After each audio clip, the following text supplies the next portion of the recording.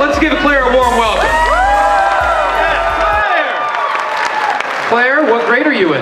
Right now I'm in 4th, but I'm soon going to be in 5th. That's good.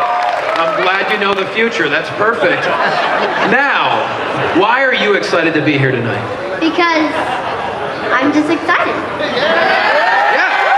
No other explanation. Now, I do believe, tell me the truth. Is it true that your dad has a ringside seat, but didn't get you guys ringside seats? That is true, but it's because of his YouTube channel, okay? It's his YouTube, okay? Her dad's an influencer. Let him go, guys. Can you believe that there are some people in this world that did not tune in to the Alliance Vlog podcast? Shame on you! Shame on you! My name is one half of the NWA Women's World Tag Team Champion, and I'm Kitty Page, the other half of the NWA World Women's Tag Team Champion. And you better go listen to the Alliance Vlog. What is it called again? Podcast. Period. Or you're ugly. Pretty and power approved. All right. Mi gente, you already know who it is. It's the radioactive pop with Danny Limelight, United Wrestling Network World Heavyweight Champion. And make sure you tune into the Alliance Vlog every week. You heard it here first. Straight from Bobby. Are you ready? Power. You want answers? I think I'm entitled. You want answers? I want the truth! You can't handle the truth! What we've got here is failure to communicate. I'm building an alliance.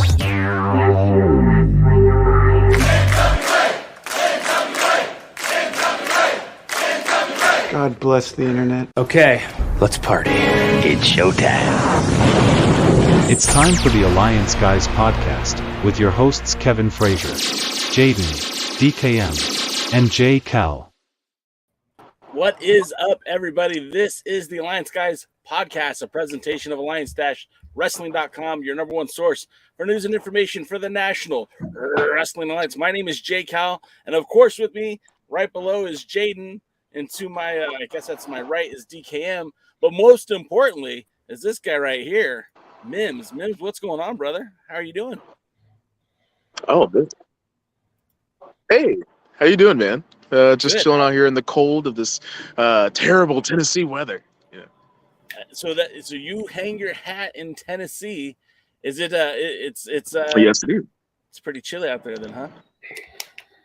Oh yeah, I'm definitely feeling it right now. This wind chill is nothing nice. This is hard fire chops right now. How it's coming across my chest. That's brutal. Whew. So we do this each and every week where we actually normally will talk about power, talk about the news and information for the National Wrestling Alliance. But in the olden days, we used to actually talk to the talent that was a part of the NWA. Guys like, back in the day, Jax Dane, and guys like, gosh, who else did we talk to? Help me out, DK. Who are some of our past guests? Scrap Iron Adam Pierce. There you go. Adam Pierce. Damian Wayne. You can not all at once. Okay, DK. Damian Wayne, Houston Carson. Who's the North American champion out of Georgia? Tasha Simone. I'm trying to think of some of the Chase Owens, Tony Gibbons. The birthday boy Stro, the Mike Stro of professional wrestling. So this is the first time in a while where we've actually had a talent on to talk with us in this group environment. So welcome to the show. Well, thank you for having me. Before we get started too much into what you're doing these days, let's talk about what got you into professional wrestling. What was that moment that inspired you to become a professional wrestler? Did you grow up watching pro wrestling, or how did this come to fruition? Oh yeah, and I get this question a lot, and I love answering this question. It's one of my favorite ones that I get. So when I was growing up, I actually got introduced to wrestling pretty early on in the 90s, just flipping channels, kind of like some people do whenever they get into wrestling. Even to this day, people are just flipping channels, and what's going on here? What's this kind of struggle they got going on? I didn't start watching consistently until I had that moment that told me, you know what, I need to do this.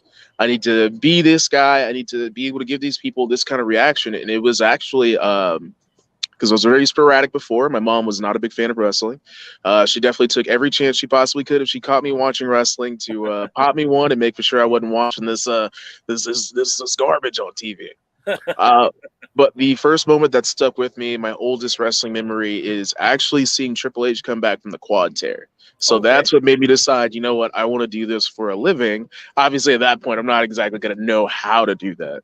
You know, I'm a little kid. I'm like, I think this was, I was probably maybe like 8 years old, 9 years old whenever this happened. So it was going to be the reason I decided to get up and go for pro wrestling. Was literally just seeing that reaction there, seeing those people that were on their feet, crying, screaming as loud as they could, to see this guy who I had no idea who he was. I had no idea what was going on. I had no idea what I was really watching. But that moment was undeniable. You can't stay away from that.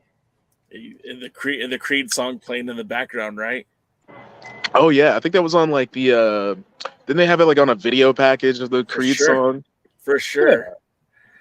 Which I love those. I love those packages back in the day. Seeing those great packages that get you hyped for a rivalry, and it was always wrapped up in a nice little bow. Like if you didn't know what was happening between guy A and guy B, had this one little package that has like this banging soundtrack to it, and then you get to get caught up, and now you're hyped up for this match. Now you want to pay money to go see this match, no matter where it was at on the card. You feel like wrestling is missing that these days, like those vignettes? Because I mean, I grew up in the days a little bit earlier than you, where like I remember watching, Razor Ramon coming to the WWE, and they would do the vignettes with him in Miami and tossing his toothpick at somebody. Something happened to their gold, something gonna happen to you. Do you miss those vignette days? Do you wish they'd come back? Yeah, I do. I mean, I remember the vignettes of Carlito, Caribbean Cool, and I think they even have like it was probably like the same video, I think, of like Chris Masters before he ended up showing up saying, hey, the masterpiece is going to be here in 2 weeks, or he's going to be here in 1 week. He's going to be on this episode of Raw. So it always got me hyped for a new talent that was coming out. Instead of it, being a little bit different now, I guess now most people are going to know who you are because you're coming out of NXT. So then, it's probably like a quicker burn than it was before, where it'd be 4 or 5 weeks out, you get some vignettes. I think the last guy they had, last guy or girl doing that, if I can remember correctly, was Veer Mahan, right? I think his was like, he's coming. And I was hyped for it. I was very hyped for it. It made me feel like a kid again, being able to watch those and saying, oh, yeah, I can't wait to see this guy and what he's got. think he was coming for like 3 months. Oh yeah, I think he came like for 3, 6, 9 months. He came for a lot of months. That guy just kept on coming. But I appreciate that, because typically what it was back in the day, you didn't have an NXT, so you only had the vignettes to work off of. And with this guy, as far as I knew, we didn't see him on NXT all the time to where we were kind of familiar with him before he ends up showing up on the main roster. So I think I appreciated that a lot more, to kind of keep that as like a secret, I guess. Yeah. So you said that Triple H coming back and the camaraderie that the fans celebrated him when he came back, and that moment is kind of what drove you to say, hey, you know what, I think I want to do this. But was there a wrestler that you saw when you were, again, trying to get in that you wanted to emulate or wanted to be like? Yeah, there was actually a lot of wrestlers I wanted to be like or emulate. I mean, if anything, this is going to sound a little bit corny. The reason I even have the dreads right now is because Booker T, and I love actually paid it. Dreads weren't always the most thing. I saw T with the like you kind of losing your brother. I gotta be like this guy, emulate him in some sort of way. But I try to emulate. This is going to sound a little bit weird because the guy is still pretty young in his career, even though he's been doing this for a while. I like to emulate Big E. That's one of the comparisons I love hearing the most. I get the comparisons to him or Powerhouse Hobbs. Even at one point, somebody kept saying that I look like just buff Kofi, like Kofi ate Kofi, or I'm what Kofi Kingston digivolves into. And I've always really appreciated those comparisons. I mean, even I think some of the biggest influences, like even on my moveset and how I looked, I took a little bit of an influence from Ahmed Johnson when it came to my first set of gear. And then I tried to take a bit more of an influence of my moveset from the APA. So I wanted at first to have like a clothesline from hell. That'd be my setup for my finish, and do some more stuff just like Ron. And I ended up kind of like scrapping that and just going for the Ron Simmons old school, like jumping clothesline. I kind of brought that into my moveset. And so I just kind of wanted to emulate those guys and show them that respect that they had made such a positive impact on my career. So why not give them a little bit of, imitation that's meant as flattery, and use those inspirations there for either how I look or what I do in the ring, Have you had an opportunity to meet any of those gentlemen since becoming a pro wrestler? Since actually doing the job that they've done? Yeah, I actually have, and that's one of like for me is somebody that. Okay, let me give a little bit of background. So far in the wrestling business, never really had a point where somebody's made me nervous, or like I didn't talk to somebody, or I felt like, this is this guy. You can't just come up and talk to this guy. Right. The only person able to talk to was Ron Simmons. Finally got to meet Ron Simmons at StarCast in Nashville. And the owner of Global Wrestleware. So G Wrestleware is his. Hey Mims, we're losing you, buddy. I don't know. See NWA and AEW, pretty any big company. Mims, we're kind of losing you, my friend. I'm sorry about that. We're losing you. Whatever you just said, we didn't really hear much of it. Uh-oh. We might have lost Mims completely. Oh, there you are. Oh, I hope not. We lost you there for a minute. It kind of froze and was robot talk. I know it's really cold out there. Yeah, you're right. I guess it's too cold for a good Wi-Fi signal over here in this restaurant. But yeah, like I was saying, I had a quick conversation at StarCast because I was so nervous to go talk to Ron Simmons. It's Ron Simmons. It's Farouk. Is the man. This is the first recognized Black World Champion ever. So this is like a big deal for me. And this is somebody who, if I'm going to go for anybody's approval in pro wrestling besides my own, I'm going for Ron Simmons' approval.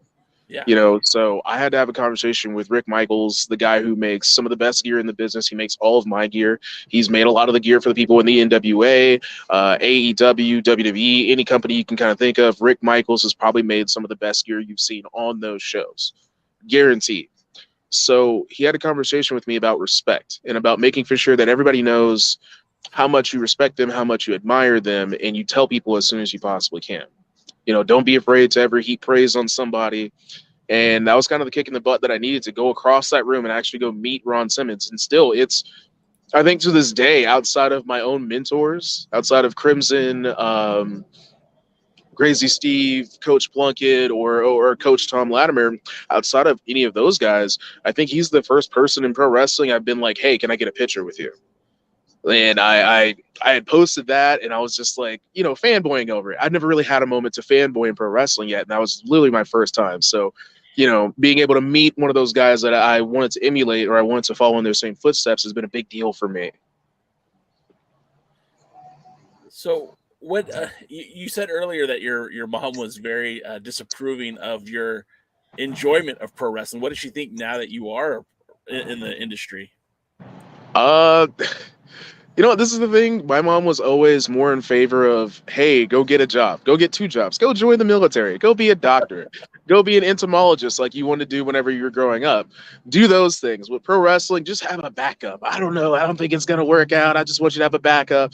And after that first match, the very first match I was in with Coach Plunkett, she completely changed her tune. She was all in, all aboard when it came to pro wrestling.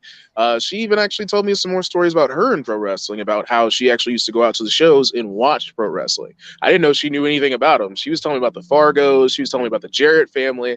And I was like, all these things I never knew that you knew. I didn't know you were really in the business like that. That might be why she doesn't like wrestling today. if she remembers wrestling from those days. Yeah, so I'm sitting here wondering why, back then, obviously in those days with the Attitude Era, she was always hating on wrestling so much. So I guess maybe it just changed too much for her, and she was like, "Yeah, I'm stuck in my old ways. I don't want to see this newfangled wrestling crap. Let me see my old school territory days type of wrestling." So maybe that's what it was. When I was growing up, my mom was very supportive of me and my brother watching wrestling. We'd get all the WWF pay-per-views, all the WCW pay-per-views, and she absolutely hated Ric Flair and the Horsemen with a passion. And it wasn't until years later that I found out that when she was younger, my grandfather would take her to the Grand Olympic Auditorium, which is like the mecca of pro wrestling in Los Angeles. And they would go see guys like Gorgeous George or guys like Freddie Blassie or John Tolo. So it's kind of funny that you bring it up that your mom was sitting there watching wrestling, and my mom did the same thing. So I think that's kind of cool. Oh yeah, it's those secret fans, those shameful fans. You should never grow up and decide that, hey, I hate pro wrestling now because it seems like it's for kids. No, it's for everybody. It spans multiple generations. I'd always be proud to say that I'm a wrestling fan, even if I wasn't a pro wrestler. I'd still be proud to this day to be like, yeah, not only was I a wrestling fan, I'm still a wrestling fan. You mentioned Coach Plunkett, Coach Latimer, and of course Crimson, Anthony Mayweather. Is that where you got started then? Was that at Tried and True Pro Wrestling, or where did you get started in the sport of pro wrestling? Yeah, I mean, it might be Tried and True Pro Wrestling. That might be where I started. I saw you repping it, and I kind of knew, but I just wanted to confirm it. Oh yeah, I'm I'm one of those guys who I was there since the very first show. I wasn't working for Crimson at that time. Whenever he started back in 2015 here in Clarksville, Tennessee, I was at every show to watch it as a fan. I don't think I missed a single show. And then I got the call from a mutual friend of ours, somebody who's a family friend for a very long time. I think he just stepped back from his radio career, but Mr. Mo Bradshaw, and I owe that man a lot because he ended up just calling me and telling me, hey, I don't know what you're doing right now, man. I'm sorry it's short notice, but we need some security. I don't know if we can pay you. And I stopped him right there. I was like, yeah, I don't care how much you guys are paying. I don't care if I'm getting paid anything or at all. I'm coming in there and I'm working for Crimson. This is my end to be a part of the wrestling business. I'm working for this guy. So in 2017 that happened, and made for sure I held that loyalty to Crimson through everything. And a year later, we're starting training in 2018. And then a little bit further, just a few months later, I'm wrestling Plunkett in my very first match after having him train me for those 3 months. Wow. So, it was a little bit of luck, a lot of bit of the right place, right time type of thing for me. And it's a quick turnaround too, because you said 2017 is when you got that phone call. but you stepped into that NWA ring for those first set of TV tapings in 2019. That's a short amount of time to be in that position. What was it like for you? I mean, you can go down. It'll always be said about Mims is that you were one of the guys that was on that first episode of Power. Here we are. We're approaching the live episode next Tuesday, actually, the 31st, and you were there on that first episode. Can you tell us about that? Yeah, honestly, it was a fantastic experience. I got told about it just probably about 2 months beforehand. It was at one of the last shows we had where Lagana was looking for Dave Lagana. He was looking for people to be a part of that show, to come in there and face the new champions, introduce them, and show basically how great the new champions are. And it just happened to be the champions they were trying to show off that I happened to be a part of their match. I got blessed to be a part of. Happened to be the wild cards, which had one of my coaches in it. So obviously I jumped for the chance. I said yes immediately. Please put me on this, even though I'm thinking, hey, I'm only like a year or so into this. I'm not ready for TV. I'm not ready for this. I didn't care.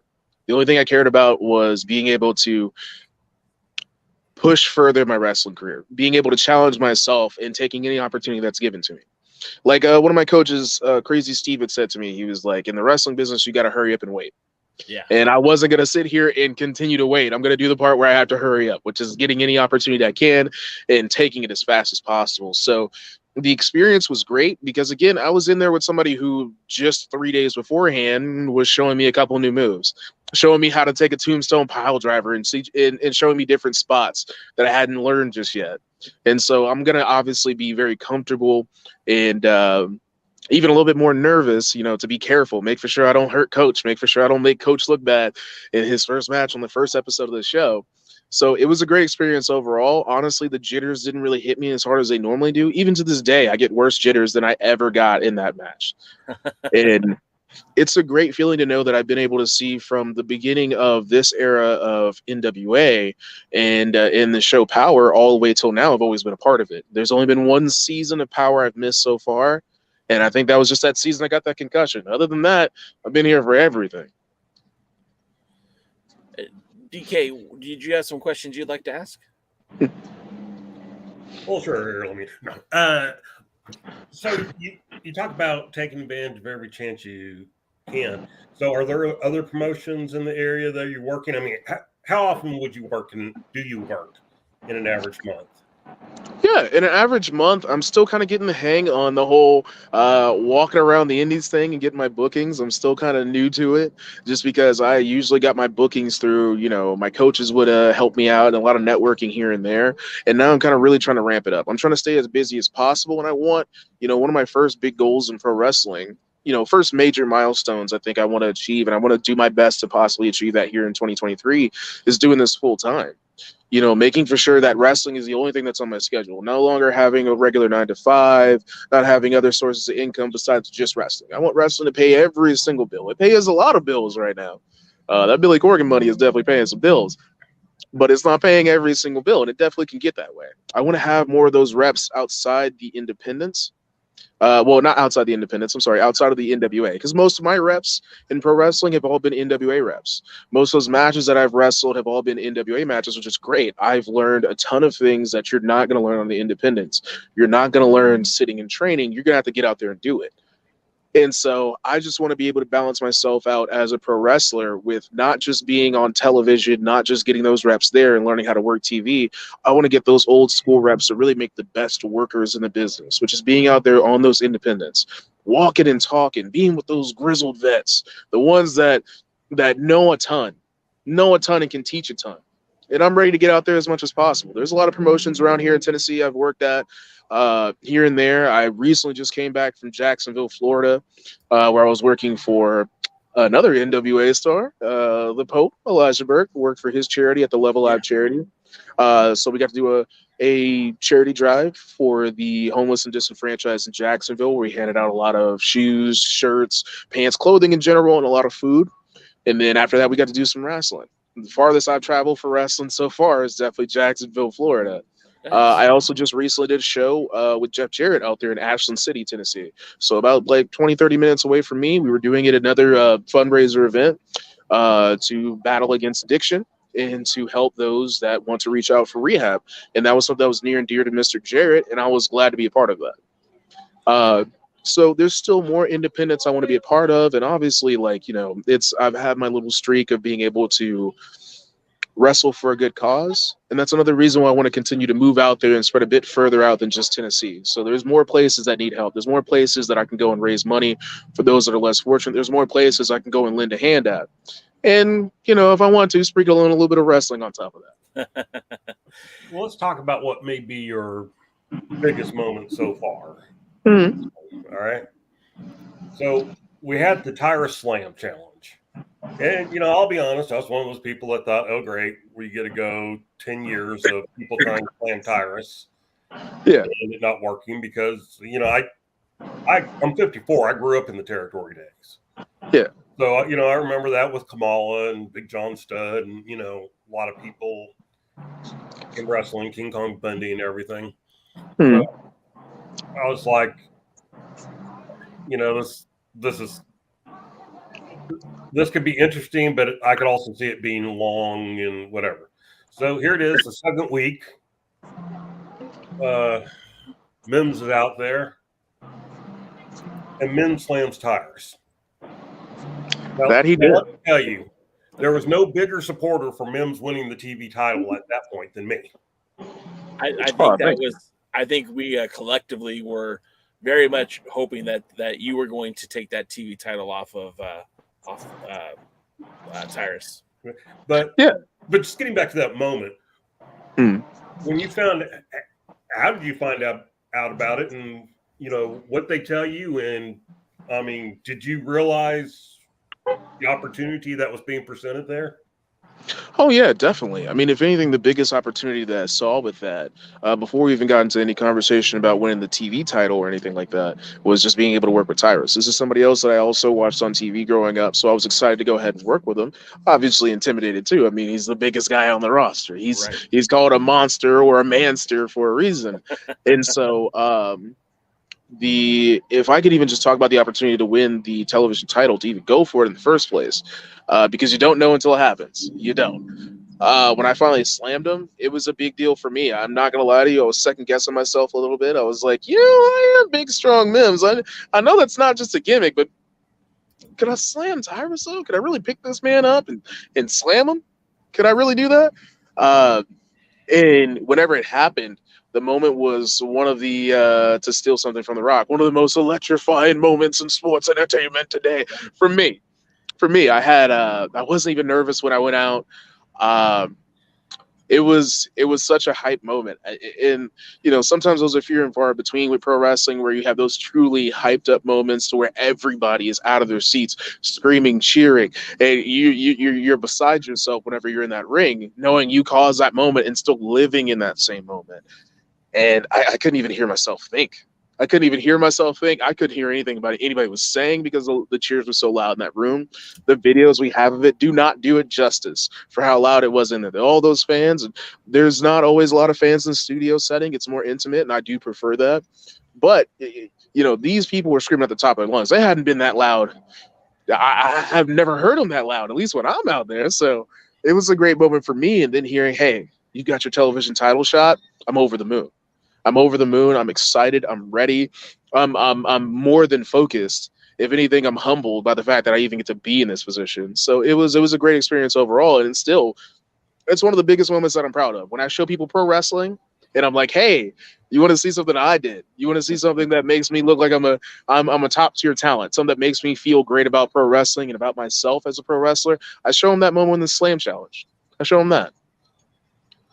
Well, and then my last conversation piece this go around, at least, is so Jay and I were in New Orleans, so we got to see you challenge Clearwater for the TV title. One of us, I won't speak for Jay, one of us was kind of hoping it would be a quick title reign for Clearwater, who I'm also a big fan of, by the way. Yeah. So I am hoping that maybe we'll get a Clearwater Mims rivalry going. I think two young guys that have shown a lot of talent and a lot of promise. Oh yeah, I mean, if anything, like you wouldn't think. Don't undersell me here. Don't sell me short. You wouldn't think that after me chasing this title for over a year now, you think I'm just gonna give up on it now? Absolutely not. I have the perfect golden opportunity in front of me to win that championship finally. Something that's been eluding me for that long of a time. Obviously, at this point, it's not business. It's not a sports rivalry thing anymore. It's a personal thing. I've been kept away from that title by 2 different opponents now. And I've had other people step in my way, obviously, because I've had to fight to be #1 contender multiple times now. And then still get knocked back down. And it's Jordan Clearwater. It's one of our best up-and-coming talents. And there's a reason why Tyrus picked him to be in his group. I mean, a lot of people will undersell Jordan and think less of him because what? Because he has the golden boy name. He does a little hip swivel. No, this man is legit. There's a reason why he's television champion. There's a reason why I should be television champion, because of the fact that we are high caliber talent, and he's some of the highest caliber talent we have in the NWA. Again, that's why Tyrus is surrounding himself with greatness. But that's something that does not faze me. That's something that's not important to me. I don't care about how great of a talent he is. I don't care about what he does to get Tyrus's attention or Tyrus's approval, because all I'm worried about myself is getting my title, getting the thing that I not only have earned, but also that I deserve. Something I feel like I've been robbed of in certain instances, but I'm not going to sit here and cry about it.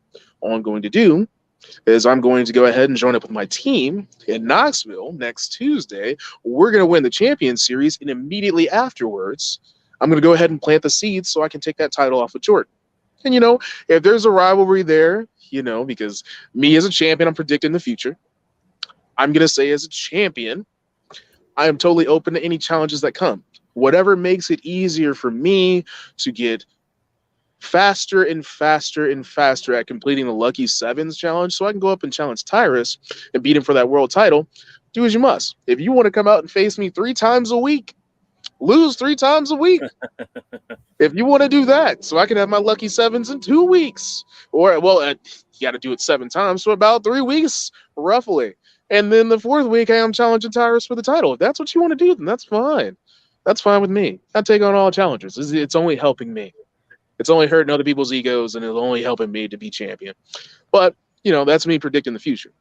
Well, let me throw some flowers at you, because as someone who's watched the NWA for the last, maybe 15 years, and have been reporting on the NWA, talking about the NWA, I do feel like the next generation of the NWA stars are already on the roster. I feel like guys like you and guys like Jordan Clearwater are going to be that bridge that carries the NWA forward into the next 5 or 10 years. And having the opportunity to witness yourself and a guy like Jordan Clearwater, I hope the hell that you guys get to fight each other every day and every TV taping. I think, the expression that steel sharpens steel, and that test of your mettle against someone who's equally can carry that NWA name, like I feel like you'll be able to carry in the future. I really want to just toss you that compliment and say I'm all for it. And it's kind of ironic that you've kind of had this unending feud against the Idolmania Sports Management, almost like since day one, because wrestling against Tyrus, and then the Body Slam Challenge, and then fighting against Cyon, and then Jordan Clearwater, and it just seems like this never-ending feud with you and the anyone that represents Idolmania Sports Management. How do you feel about working with that group of characters? I mean, look, like we said, we just paid Jordan Clearwater just a high compliment as we gave you, but also, I mean, Cyon's in that group, and of course, Tyrus, the world's heavyweight champion. You can't take away from a group that has basically all the singles gold in the NWA right now. Oh yeah, you can't take that away from them. And then this is our world champion that we're talking about. This is the best. That's why I was going to heap the praise on him about me challenging 2 of the best in the NWA for the NWA television title. Me losing is something that doesn't embarrass me, because I know the high quality, the high caliber of opponent that I'm going against. There's a reason why they have the titles. Same thing with this group. That's the reason why this group is dominant. Austin Idol is a manager that obviously he was known first for his very dominant career in pro wrestling. But obviously, he's very dominant as a manager, too. He's making the stars. And I can't count out Black G's. This is a group that has 2 managers. This is a group that, you could argue each and every one of them don't even need a manager. They're that good, but they've got two of the best in the game right now. That's something I can't sell short. They're making stars. And, this is a never-ending feud because I guess one of us in this feud, me and the other side being like a whole group of guys, I guess one of us, probably me, is just not understanding the idea of giving up.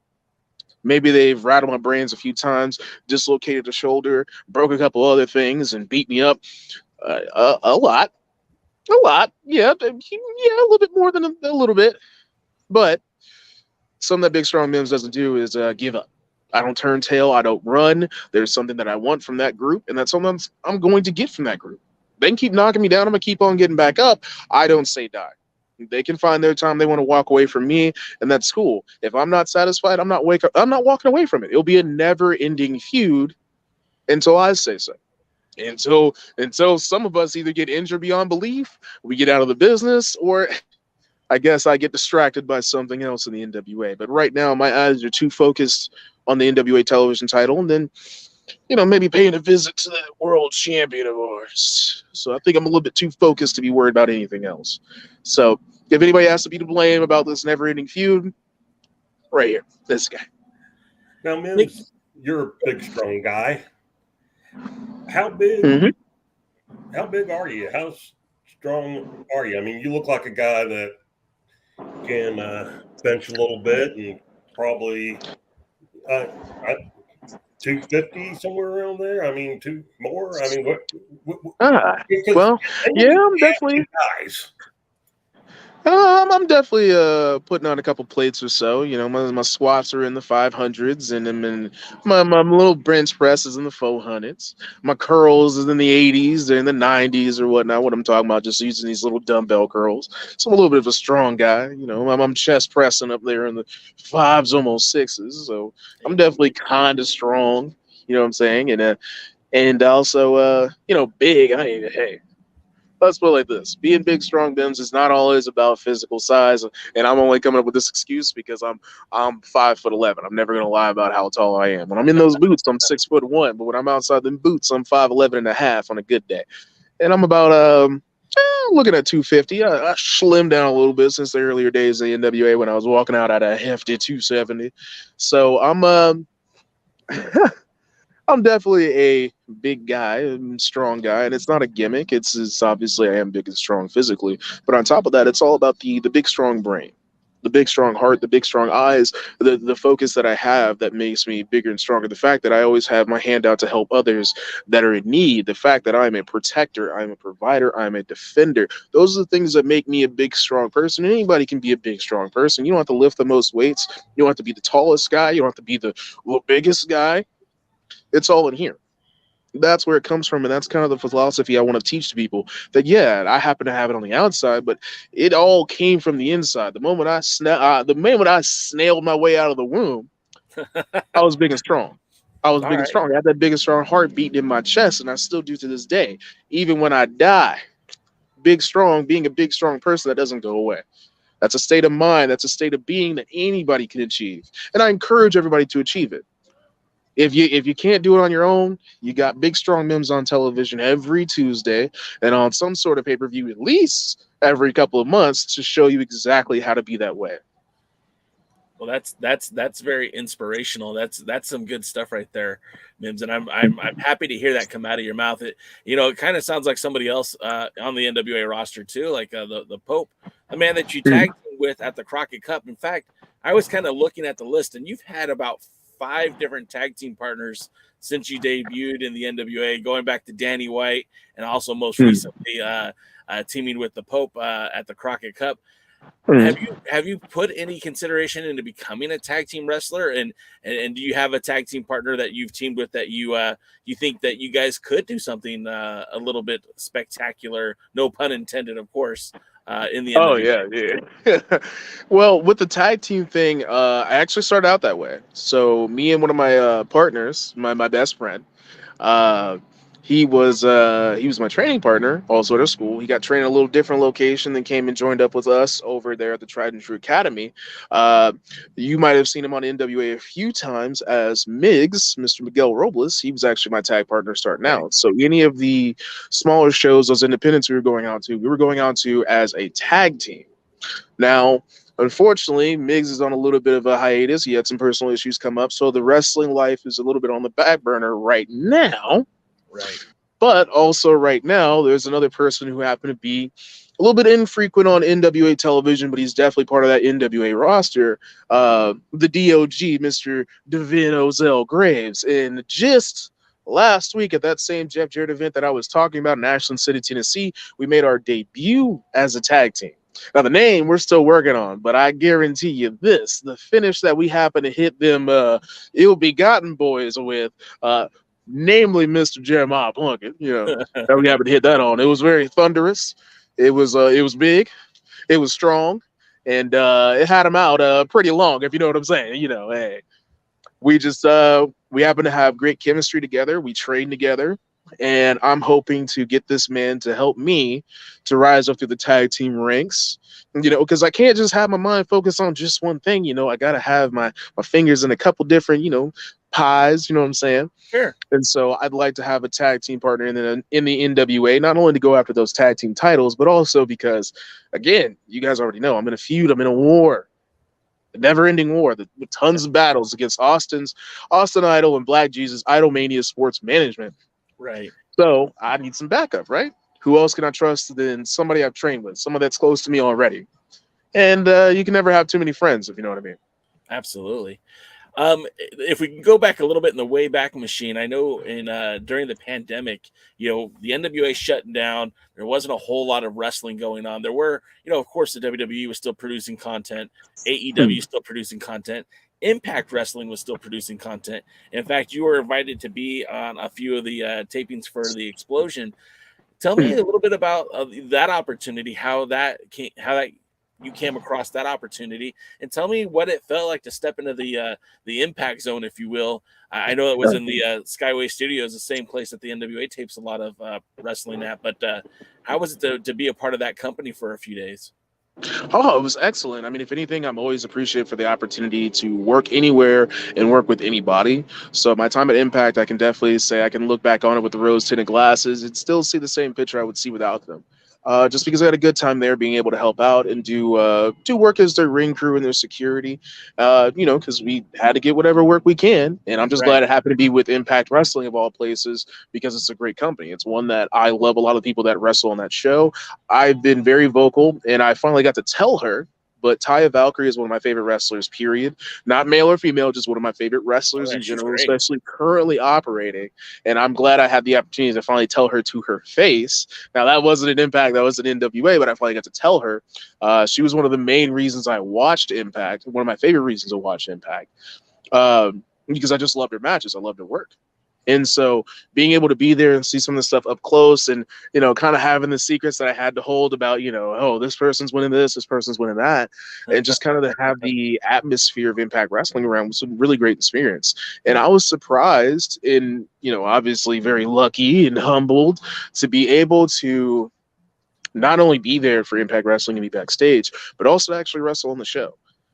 I had a great experience in my match against Zach Wentz, and then I had even better experience in my match against Reno Scum. Quality guys, really good guys. They took care of me whenever I was in that ring with them, and we made magic in there. I was still a young guy, still very green. I'm still very green to this day, just slightly less green. And they took care of me those matches, and we made something good. We made something I can be proud of. And so I enjoyed the opportunities that I got through D-Lo and Tommy Dreamer and obviously Scott D'Amore believing in me to at least give me the opportunity to show my stuff a little bit, have a little bit of a tryout that everybody gets to see. So I really appreciate my time there, and I enjoyed it. You mentioned Reno Scum, and those guys, I don't have too many people I call friends in the business, but I got to travel with those guys to China, and they've done a lot of shows in my area, my backyard. So I have a very high esteem for both Luster and Adam. They're a couple of great guys, and I'm glad that you got to work with them, because I feel like they're a fundamentally phenomenal tag team, and I feel like they would be a good fit for the NWA as well if Billy's ever looking for more tag teams. Oh yeah, those guys would be a good fit anywhere, honestly. They're great professional guys and they know exactly what they're doing. Honestly, I felt very comfortable being able to work with those guys. Everything felt great. Everything, when it came to the actual match itself, it was hard hitting, it was fast paced, and I really enjoyed sitting back and watching it. I mean, I made one mistake myself, ended up busting up my knee on that crossbody I tried to do. But other than that, I was like, this match is great. And one of the big reasons is because we're working with Reno Scum. Right. People that are very trusted in that locker room, or they're very trusted in general because they're a great tag team. They work together well. And, I even remember watching them in their debut match when it came to Impact Wrestling. And then it was kind of funny that I got to be a part of, one of their, I think around the time, I hope I'm remembering this correctly or whatever, I think one of their last matches with the company is so far, at least for right now, because you never know what can happen. Right. So it's pretty nice to be a part of that. So then, and again, I appreciate your time. I know this was some things came up, and I know you're waiting to go eat, so I do appreciate you being patient with us. Yeah. I do want to ask you a few more questions though before we let you go. What was the crowning achievement? Obviously, slamming Tyrus was a very big deal, and that's led to some opportunity for you. But what is the biggest moment, in your opinion, that you've had in the NWA? Oh, by all means, it's definitely tagging with Pope at the Crockett Cup. That's still something I hold near and dear to my heart. If anything, if I have my way, I'm going to frame the picture of us walking out and doing our poses together because that was a big deal for me. Pope knows. At least he has some sort of idea. I try to tell him as much as possible how much I appreciate him. I appreciated his career and what he's done for me, whether he's been doing it directly or just having a good time in his own career. That's inspiring me to be where I'm at right now. So that's probably my biggest crowning achievement. I didn't even think I was going to be a part of the Crockett Cup. That's another big thing with that. It's not only getting the honor to be in the Crockett Cup, be a part of history, but also doing it along one of the veterans that you look up to, and that now I can say is one of my mentors. Somebody that I can call.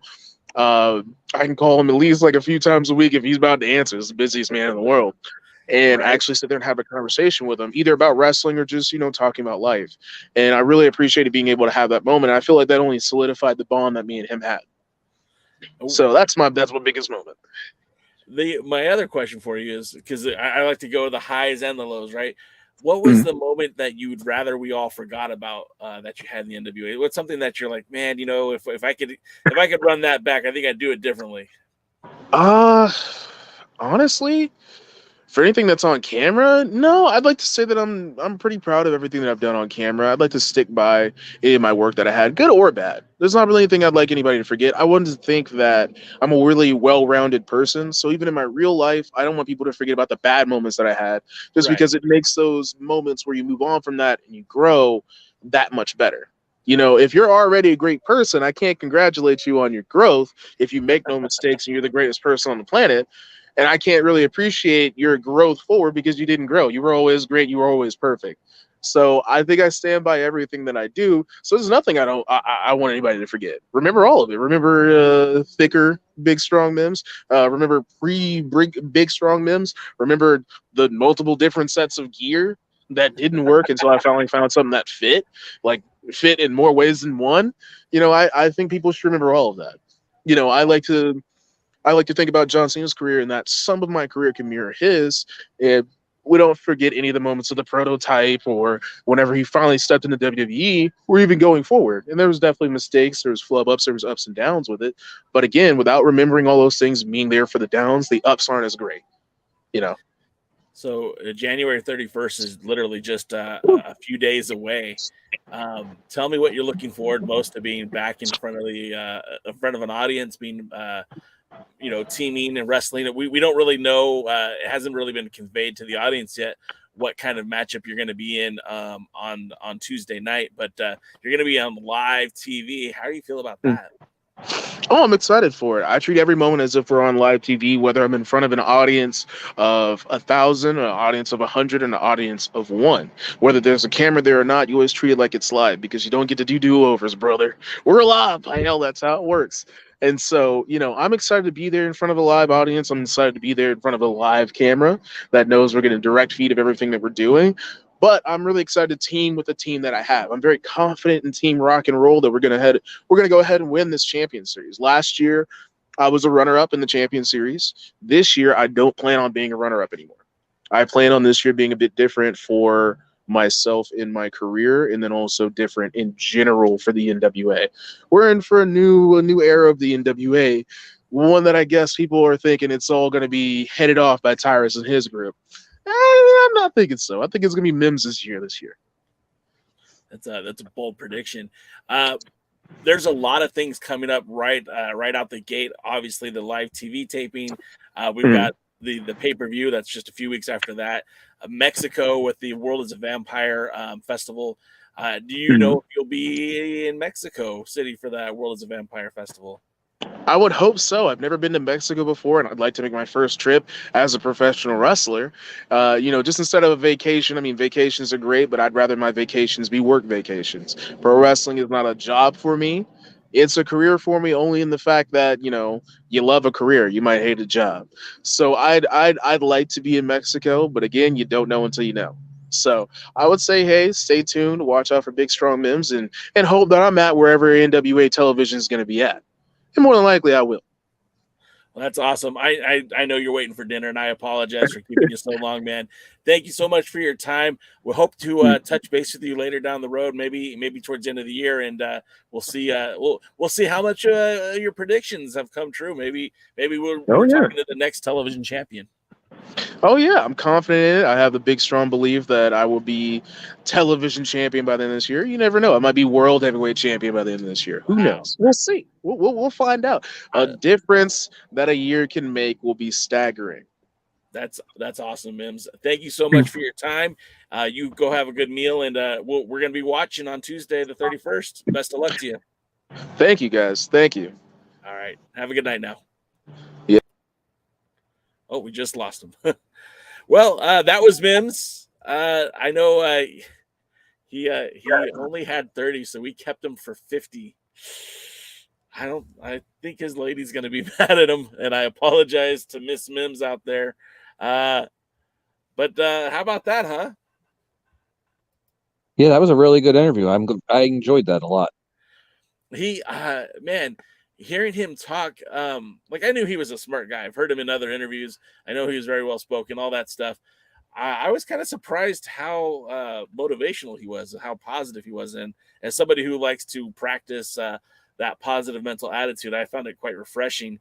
Jaden, what did you think? Is he somebody that might fit down with the Dangerous Adrenaline Wrestling Gladiators at some point? He's bigger than almost all the roster, except for maybe like Patch and maybe one or two others. But, he can talk, he can wrestle, he's got a great personality. I think he's big deal. I think he's going to be going big places, whether, as much as I love to say dog is big places, but I think he's going to go big places very soon. I think Mims right now, the sky's the limit for him. So Poyo's in the chat, and Poyo says, boo, Mims is terrible. Mims is a big, strong cheater. Boo, that darn dirty, no good or done cheated us at Duval Brawl and got a money, power, respect beatdown for it. And boo her positive perspectives. So that's the trifecta there. Poyo's going to come on this show, I think, like maybe the first week of February if we can get her. I know that's around the TV taping, so maybe not then, but soon, of course. And thanks to Poyo for helping reach out to Mims and make that connection for us. He's somebody that I've wanted to have on the show for a while. Glad we got to do that. Glad we got to do that here on the Alliance Guys podcast. And Poyo said soon. Sorry, guys, that we didn't jump to a lot of your comments during the interview, but I knew that he was literally standing in front of the restaurant, and I did not want to keep him as long as I was hoping for 60 minutes. He was looking for 30, and we met somewhere in the middle at 50. So I'll take what I can get. The interesting thing is I was talking about a rivalry between him and Jordan Clearwater, and both of those are guys that, probably be a couple of years or whatever, but could very easily move on and up in the world. And I think I almost think that I would want both of them because when you look back at wrestling, you look back at rivalries between like Ric Flair and Ricky the Dragon Steamboat, and we always remember their trilogy where the titles changed hands, and most people rank, either the middle one or the last one as one of the best matches ever. Ric Flair said, he goes, it's kind of sad. He goes, because they had much better matches than that, back when they were traveling just the Crockett territory and, feuding over the TV belt or the U.S. belt. They feuded over the TV belt when it was the Mid-Atlantic TV belt. They feuded over the United States title. They feuded over the world title. They probably feuded over the Mid-Atlantic title, but they never won it back and forth from each other. And it's just one of those, I think you could get something like that out of Clearwater and Mims. I think that's something that if you start now and get a good rivalry going, who's the heel, who's the face may change over the years, but I think you could, 20 years from now, you could be watching whatever replaces WWE and, see those two at the top of the card, near the top of the card, still going. Now, personally, I wanted to see him against Danny Limelight. What do you think of that one, Jay? Danny Limelight is a lot smaller than Mims. I mean, Danny Limelight is, standing at like 195, and that's after a considerable amount in the gym and putting on protein, packing down the protein, putting on the weight. He got to 195. He's shooting for 200, but I mean, he's still, again, his frame is not that big. But I do see that Danny Limelight can very much be a giant killer in the world of professional wrestling. And if he is put into a matchup with a guy like Mims, I'm certainly sure that we could see some interesting things happen. Obviously, Mims with a huge power advantage, but Danny is so quick and fast. I mean, that's one of those matches where they say, like, styles make matches, but then the style clashes makes even more interesting matches. I think that'd be a lot of fun. And he's, he mentioned that he wanted to get out more on the indies. And I think, like, one of the great things about the NWA is you're guaranteed work. You've got these tapings. You've got the pay-per-views. He said, like, I don't know how many pay-per-views. Billy's talking 6 pay-per-views this year. And right out the gate, they've got one just in a couple of weeks in February. And I think it's in Tampa. But it would be great for him to get out. There's a whole big world outside of Clarksville, Tennessee. And as somebody as talented as that kid is, and as energetic as he is about wrestling, and again, he's he just seems so positive. I think that's such a great trait to have when you're trying to, make it in this industry. Man, he really does have a lot of opportunity to show up in really anywhere. I agree, and hopefully he does get out there more. You really need to wrestle in as many different places as possible if you really want to learn. If he wrestles only in the NWA and only in the Tennessee area, he's going to stagnate. He really needs to get out there, and I hope he does get out there to the places that he may not be comfortable with or it may not be used to, but I think it'll make a big deal for him trying to, again, move that step up that ladder and become that next level. I mean, I don't know how much it'll impact his position in the NWA, but, Dave Marquez is starting up Derby City Wrestling out in Kentucky. There's Memphis Wrestling that has TV that's not too far. I mean, in Memphis from Clarksville, I don't think it's just a few hours. Our pal our pal Mike brought up that, hey, Northeast Tennessee Innovative Wrestling's coming back. There, even just outside of that general area too. I mean, there's wrestling all over, and there's no, if you're good, you can get booked. And I think that's, I look back, when I kind of started watching independent wrestling is around the same time that the WWE had that developmental Deep South Wrestling. And they were actually Memphis Wrestling, I guess. It was with Brian Kendrick, who was going by Spanky, and Brian Danielson, who's going by the American Dragon, and Lance Cade, who were like kind of like three of Shawn Michaels' students who got signed to the WWE. They were cut. They were let go. They were told, we don't have any opportunity for you here. And Jim Ross told each one of them, hey, go make your fortune, go make your name outside of the WWE, and we'll look at you later. Cade was one of those guys that kind of stuck around with the WWE a little bit longer, but Brian Kendrick came out here to Southern California. Oddly enough, Danielson went to Northern California, and both of them made their way back into the WWE again down the road. Of course, Danielson's probably one of the biggest names in professional wrestling today. And, it didn't happen because he stayed in one area. He wrestled all over the world. Brian Danielson's okay. He's no Daniel Bryan. Well, Daniel Bryan, had a WrestleMania moment. Brian Danielson never did. Very true. So, I was very happy with that interview. I did want it to go longer, but again, the poor guy was literally sitting out in the cold waiting to eat dinner. Doty says probably 5 to 6 pay-per-views this year. No clue whether this Power Live in Mexico show will be considered as a pay-per-view because it will be an NWA big event. I don't think those are going to be considered pay-per-views. I mean, look, we're getting the rumor mill, and I've heard. I don't know if I haven't heard it confirmed by a press announcement, but I heard there will be another Crockett Cup in 2023. I've heard that, we know for a fact that they have their first pay-per-view in February. Last year the Crockett Cup took place in March. We'll see if that's going to happen probably not in March, but maybe in April, maybe in May. And then you probably have a 2-night pay-per-view for Crockett Cup. You'll probably have a 2-night pay-per-view for the 75th anniversary show. What's that? Let's hope not. I'm just saying that's.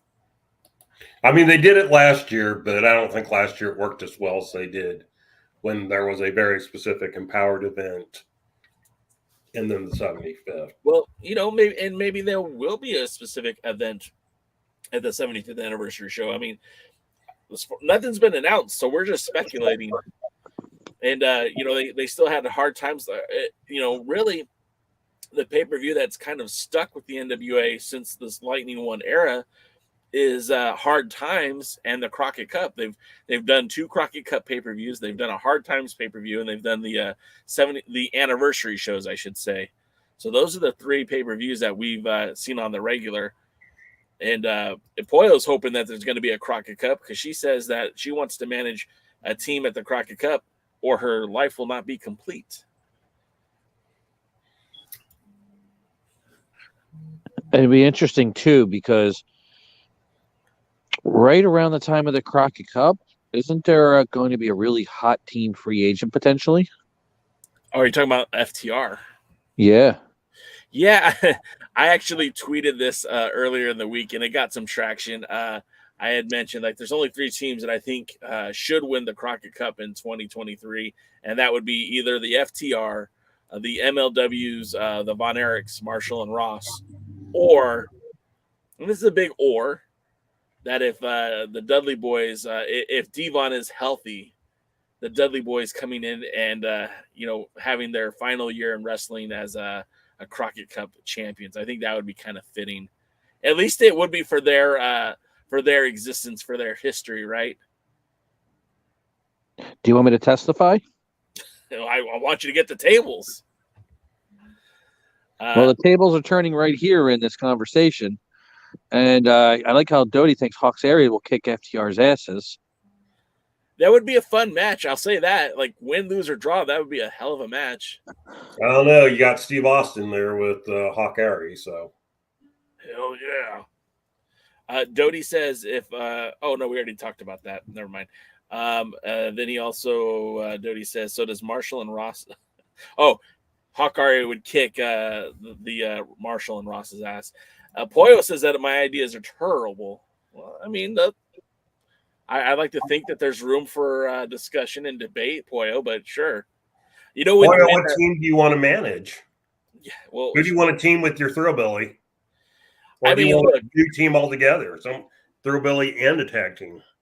Well, like that's the thing. You remember in the old days of the WCW, in the old days in the NWA, you had a lot of managers who had multiple properties that they would manage. I mean, yes, you had the Horsemen, right, where James J. Dillon would manage the world champion, the tag team champions, usually the U.S. champion or the TV champion, something like that. I remember Paul Heyman and the Dangerous Alliance. He was managing Zbyszko and Anderson, and then later Zbyszko and Anderson and Beautiful Bobby, along with Rick Rude, and at some point Steve Austin, and he had that whole thing going on. And you think about J-Tex, where Gary Hart was managing Terry Funk and the Great Muta. And, so you've always had like a tradition of managers having multiple teams or personalities that they would manage. Hell, even in the WWF, you had the Heenan family who, Bobby Heenan managed, a whole bunch of personalities, Andre the Giant or the Powers of Pain, or not the Powers of Pain, the Brainbusters, and so on and so forth. So, I mean, it wouldn't surprise me if Pollo ended up managing a different personality, different tag team, a different property, if you will. What do you think about that, Pollo? Hey, I want to point something out here that just goes to show how you got to make the most of your opportunities. Not a Harlan. All right. All right. No more messages until you finish your thought.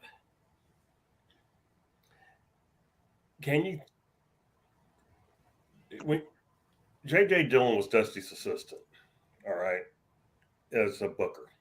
Okay. People may or may not know that. And so he took care of like the lower level part of the card and stuff like that. Dusty was the big idea, man, and JJ handled more of the details and everything. And so when he came in, he was managing, the likes of Black Bart and Ron Bass and Buddy Landell. Dory Funk under a mask. Yeah. And then, of course, they turned on Ron Bass, so it was like him and Black Bart and everything. Not what you call your big main event guys. So he's with Buddy Landell, and despite what Buddy thinks, I don't think he was ever really going to be positioned to win the world title.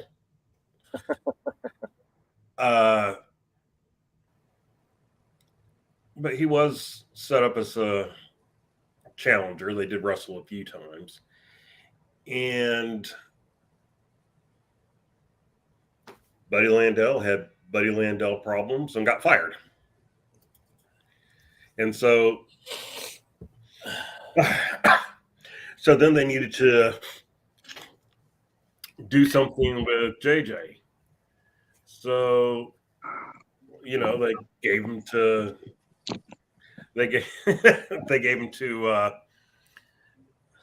Tully Blanchard, moved Baby Doll to Dusty and put him with Tully Blanchard. And let's remember there were no Four Horsemen yet. And Blanchard was still kind of a mid-card guy, not, world main event. In fact, after JJ started managing him, and I can't remember which title, if it was the TV title or the national title or whatever, but Tully had won some title from Dusty and stuff like that. And JJ even said, he goes, they were interested in wrestling Ric Flair for the title, for the world title. That's what they were wanting to do. So then the famous moment happens where they're all out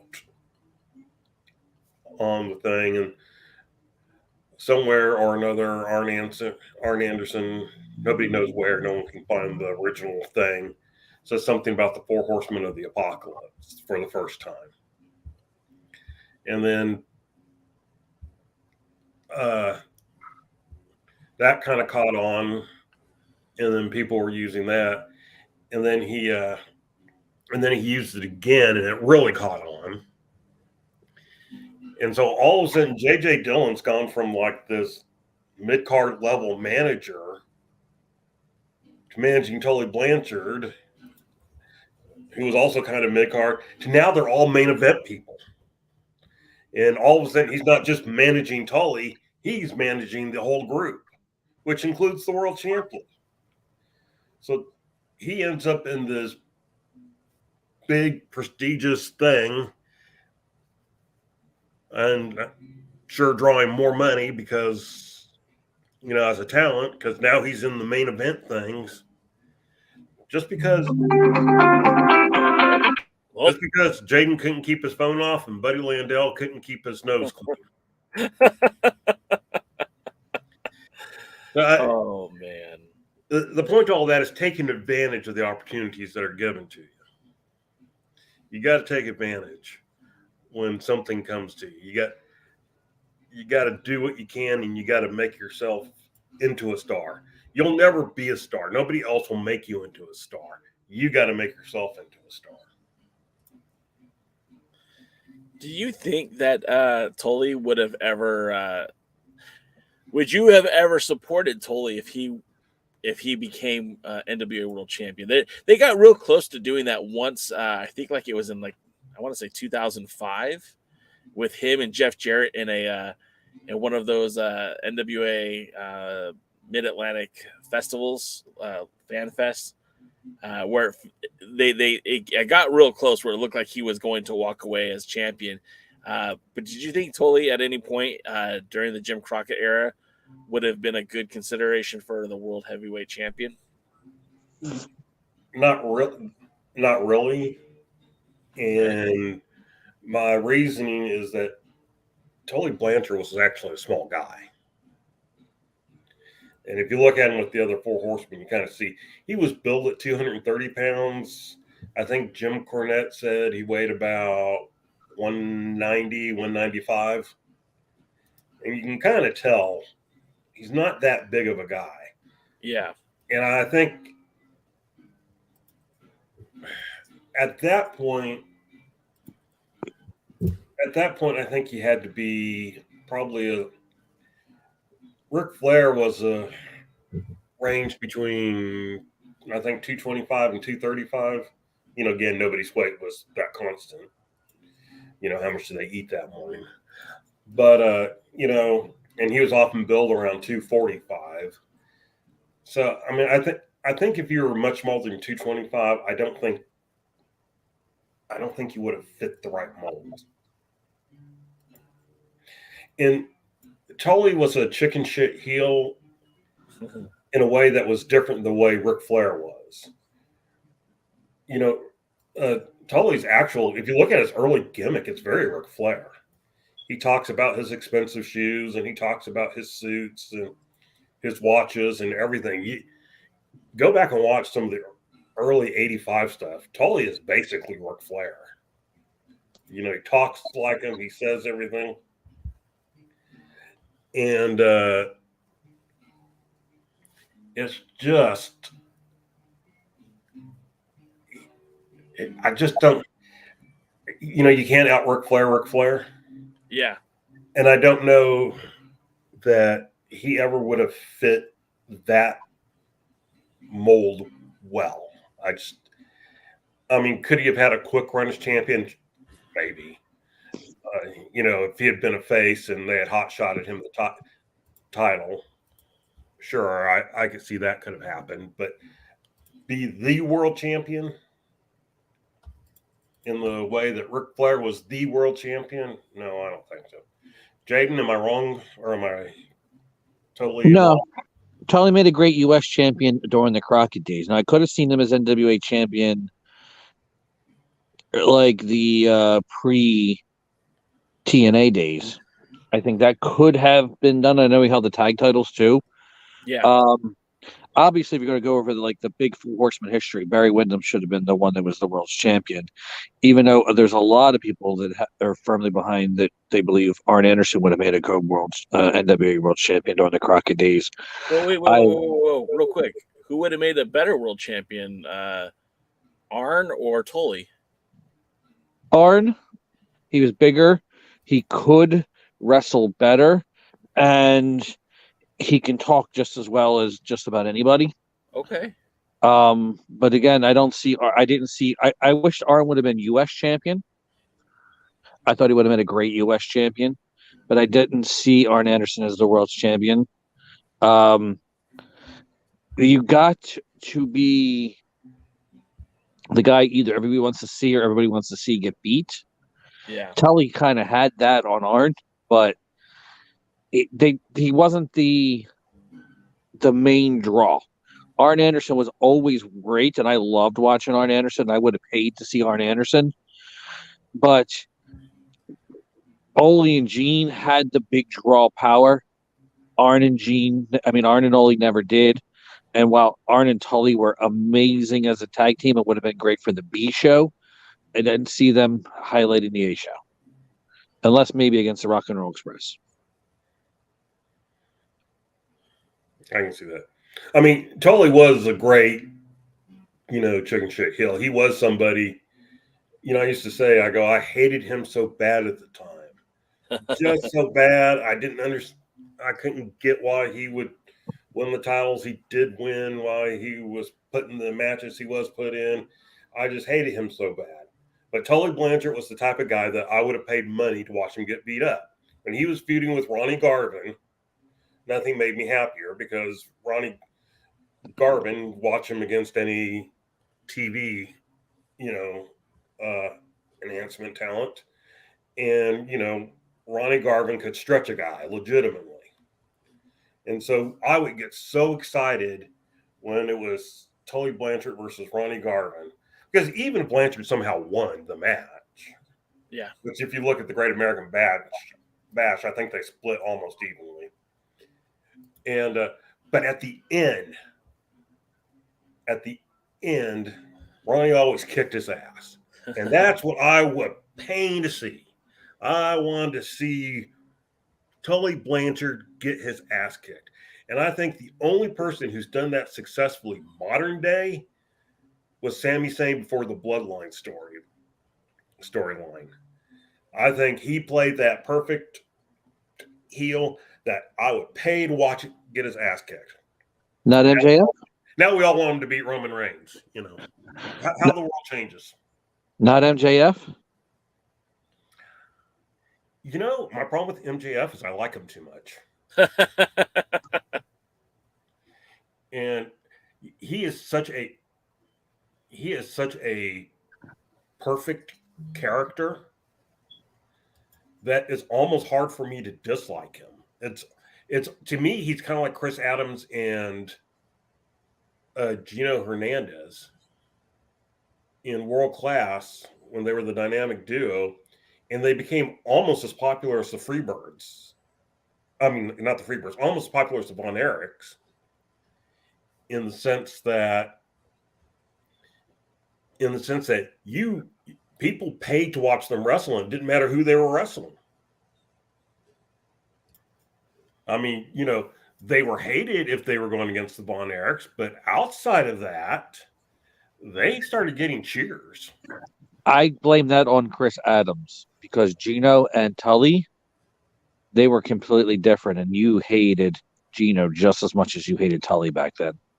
Oh, yeah. Chris Adams, even when he was beating up Kevin Von Erich, he still got like a half the cheers. That's why they think they turned him eventually back to babyface, because he was still getting half the cheers. So let's go to some of the comments, because we're talking about some incendiary stuff apparently.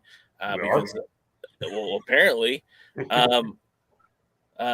first of all, Luthes says that Baby Doll is bigger than Tully. Baby Doll is bigger than almost half the roster. Poyo says that BS Tully would have been ideal, but his peak was while Flair was champ, so it was a no-go. Dodie says if Tully became world champion in the 80s, just a matter of time until Rick won again. If it early 2000s, just a matter of time until Jarrett won it again.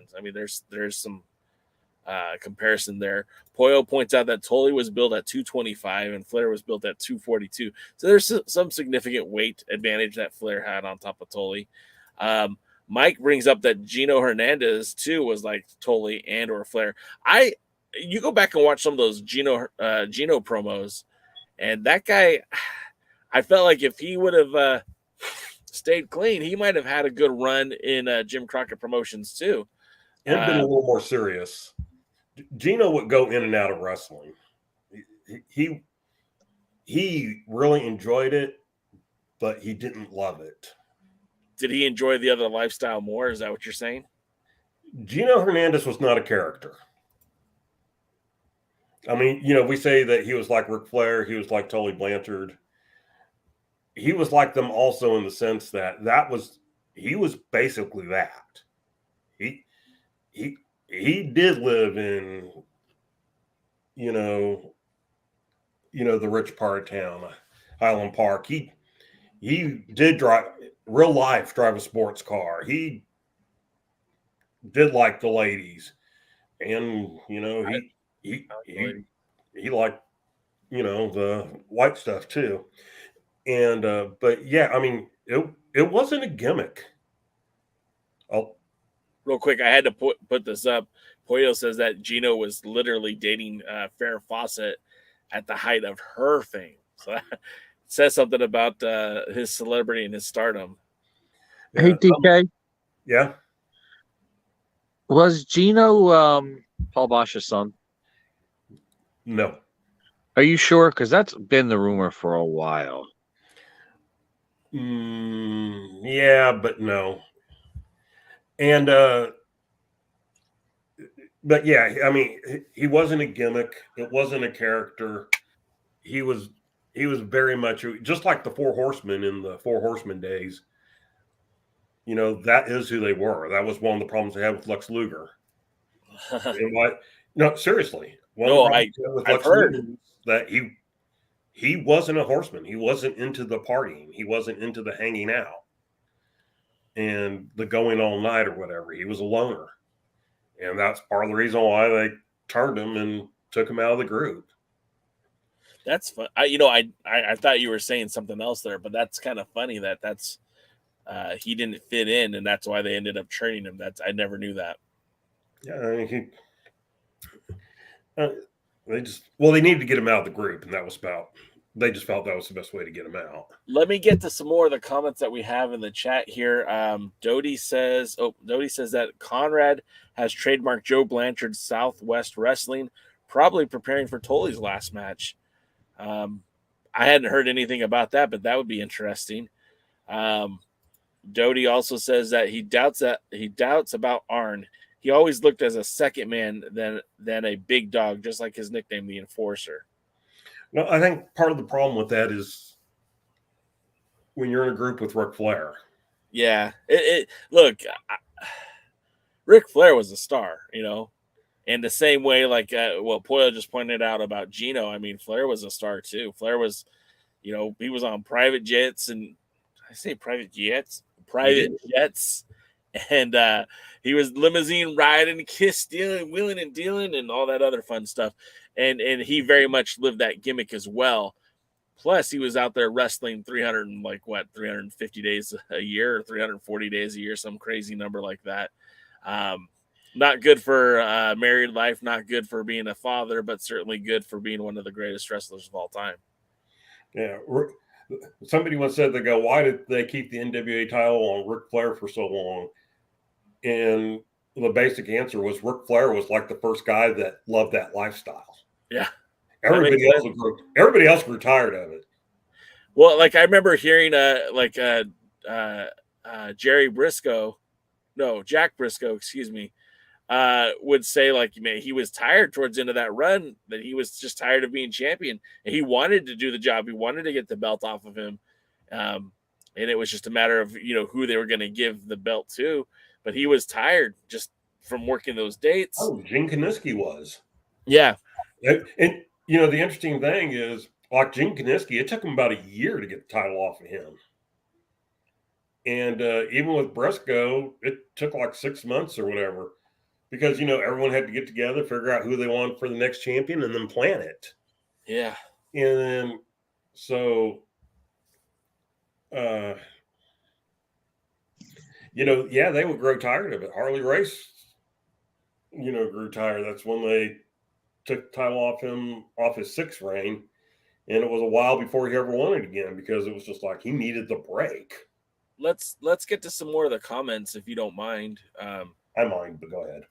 Well, Poyo says, please ask me these questions when I'm on because I want to lambaste these dirty no-gooders.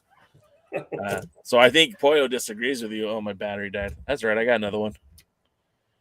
That's when Jay looks his best. Well, you and my wife might agree on that. I had so many things I was going to say, and I didn't say them all. I'm kind of disappointed. I know. You should be very proud of Jaden now right now. Yes. Dodie says, but I want C.W. Anderson to return to the NWA for the Extreme Horsemen and for Crockett Cup. Right in the middle of the pandemic, C.W. Anderson, who had just returned to the NWA, had retired. And they kind of had this big thing about it. And then, 6 months later, he was wrestling again. So I don't know if he burned any bridges during that time, but I imagine if he's able to go, I'm sure he'd be considered. I doubt he burned any bridges. CW is one of the most professional guys I've ever met. Yeah, I don't know. I just know he was there, and then all of a sudden he was retiring, and it just seemed kind of out of left field. But again, that doesn't mean anything, right? It just means that he wanted to step away. Not as young as he used to be. I think he needed probably a mental break more than anything. Well, I think he also was just recently had gotten married too around the same time, and I still think he's married. I don't think anything happened to his marriage, but I just think it is what it is. Poyo says if there was not Flair in the way, Tully was poised perfectly for a world title run, which I kind of agree with. I with Poyo on that one. I've always, not always, let me rephrase that. The more that I've learned about Tully Blanchard, the more that I've enjoyed him as a wrestler. And I always felt like maybe, being in Flair's shadow, he just didn't have that opportunity. Now, Flair goes to WWE 2 or 3 years earlier. Maybe Tully could have been leveraged in that Jim Crockett Promotions top spot and maybe have won the World Heavyweight Championship.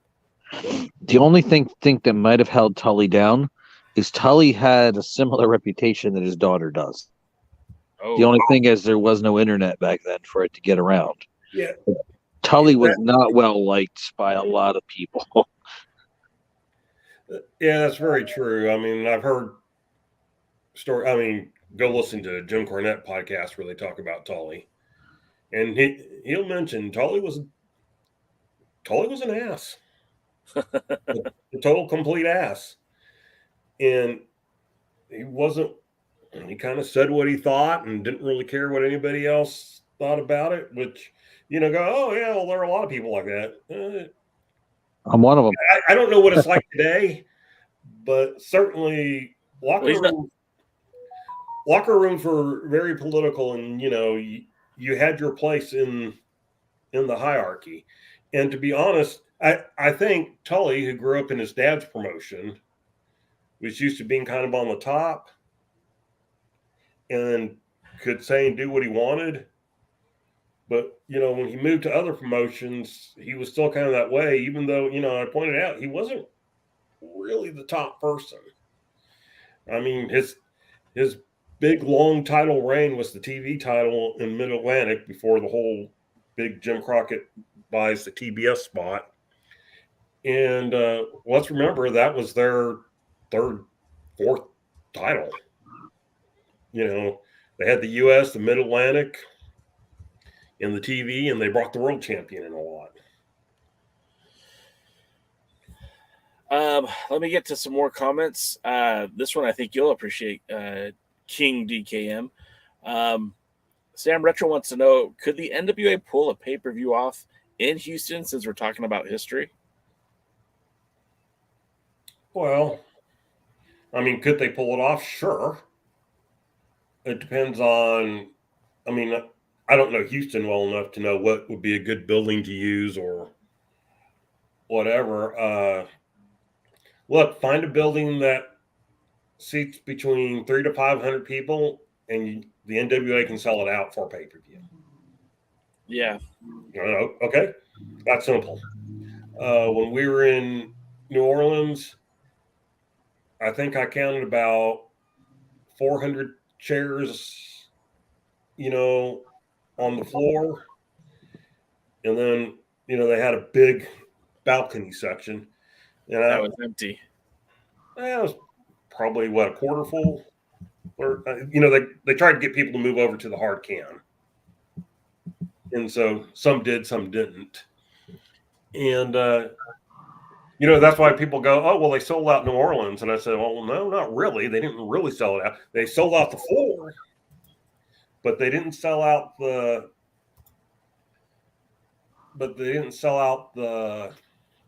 entire building.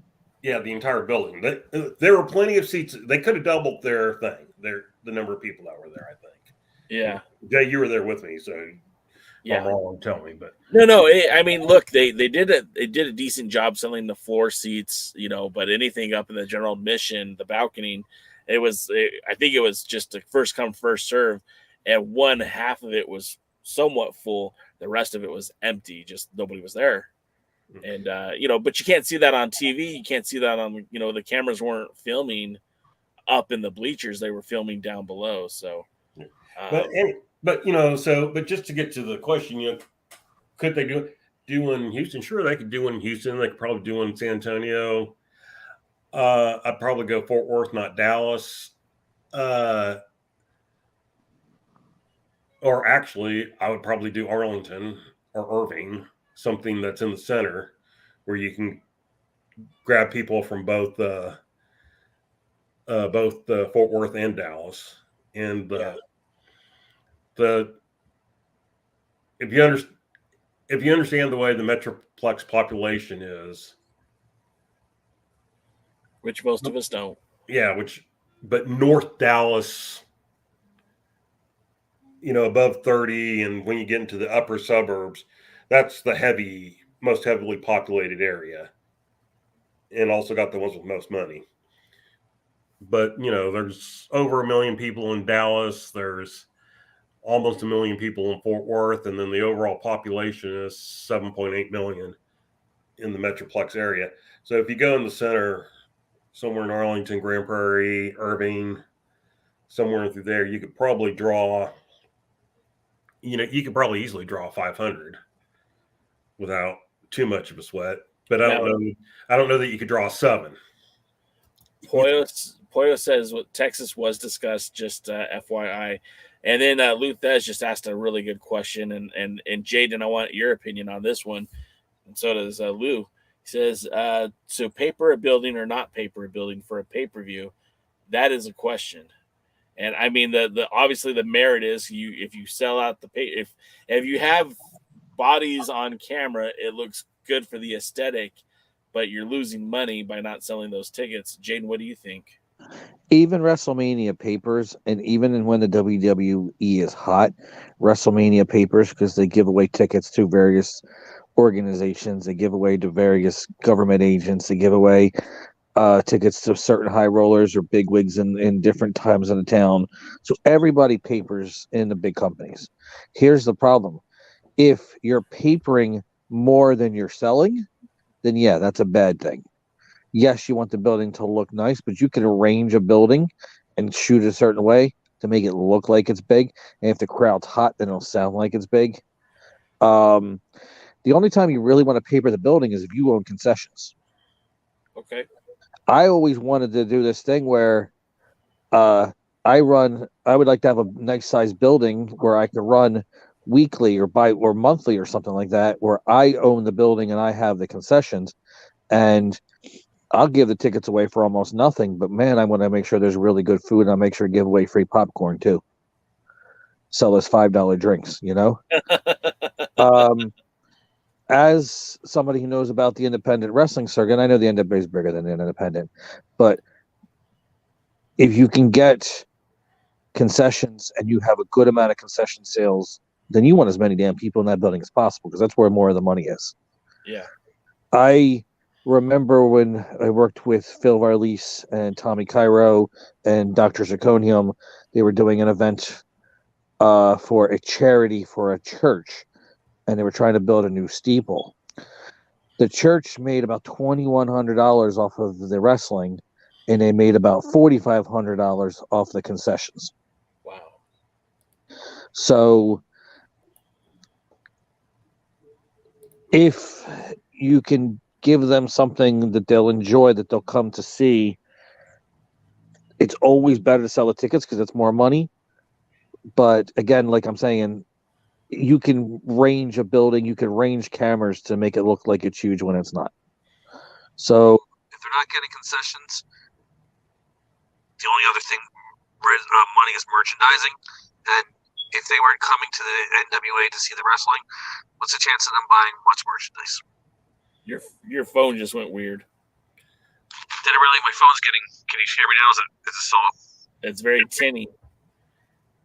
Sound like you're talking into a can. It sounds like you're talking from a Star Wars movie.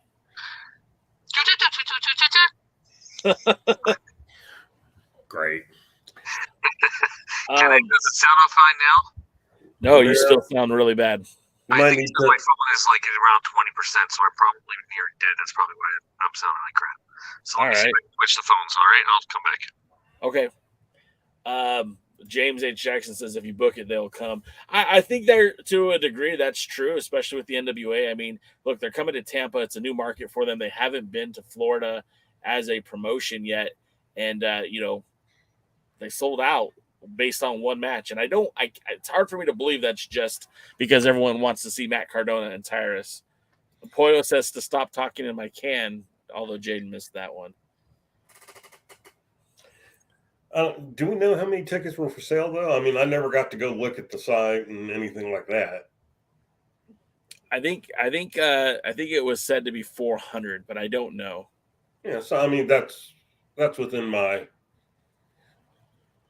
it's guesstimation of what you can basically sell. Still pretty impressive for no actual announcement. Yeah. And that's good. What we want is we want to get to the days that we can draw a lot of people. Look, there was a promotion here in Texas that ran for about 3 years, and they claimed they drew 1,000 people almost every time, or 1,500 almost every time, but not overly convinced. Right. And even on the times they did, one of the wrestlers pointed out to me, they they didn't sell 1,000 tickets, I'll tell you that much. They've got most of their money through sponsorships. And so they would sell their tickets to sponsors who then give those tickets away. Right.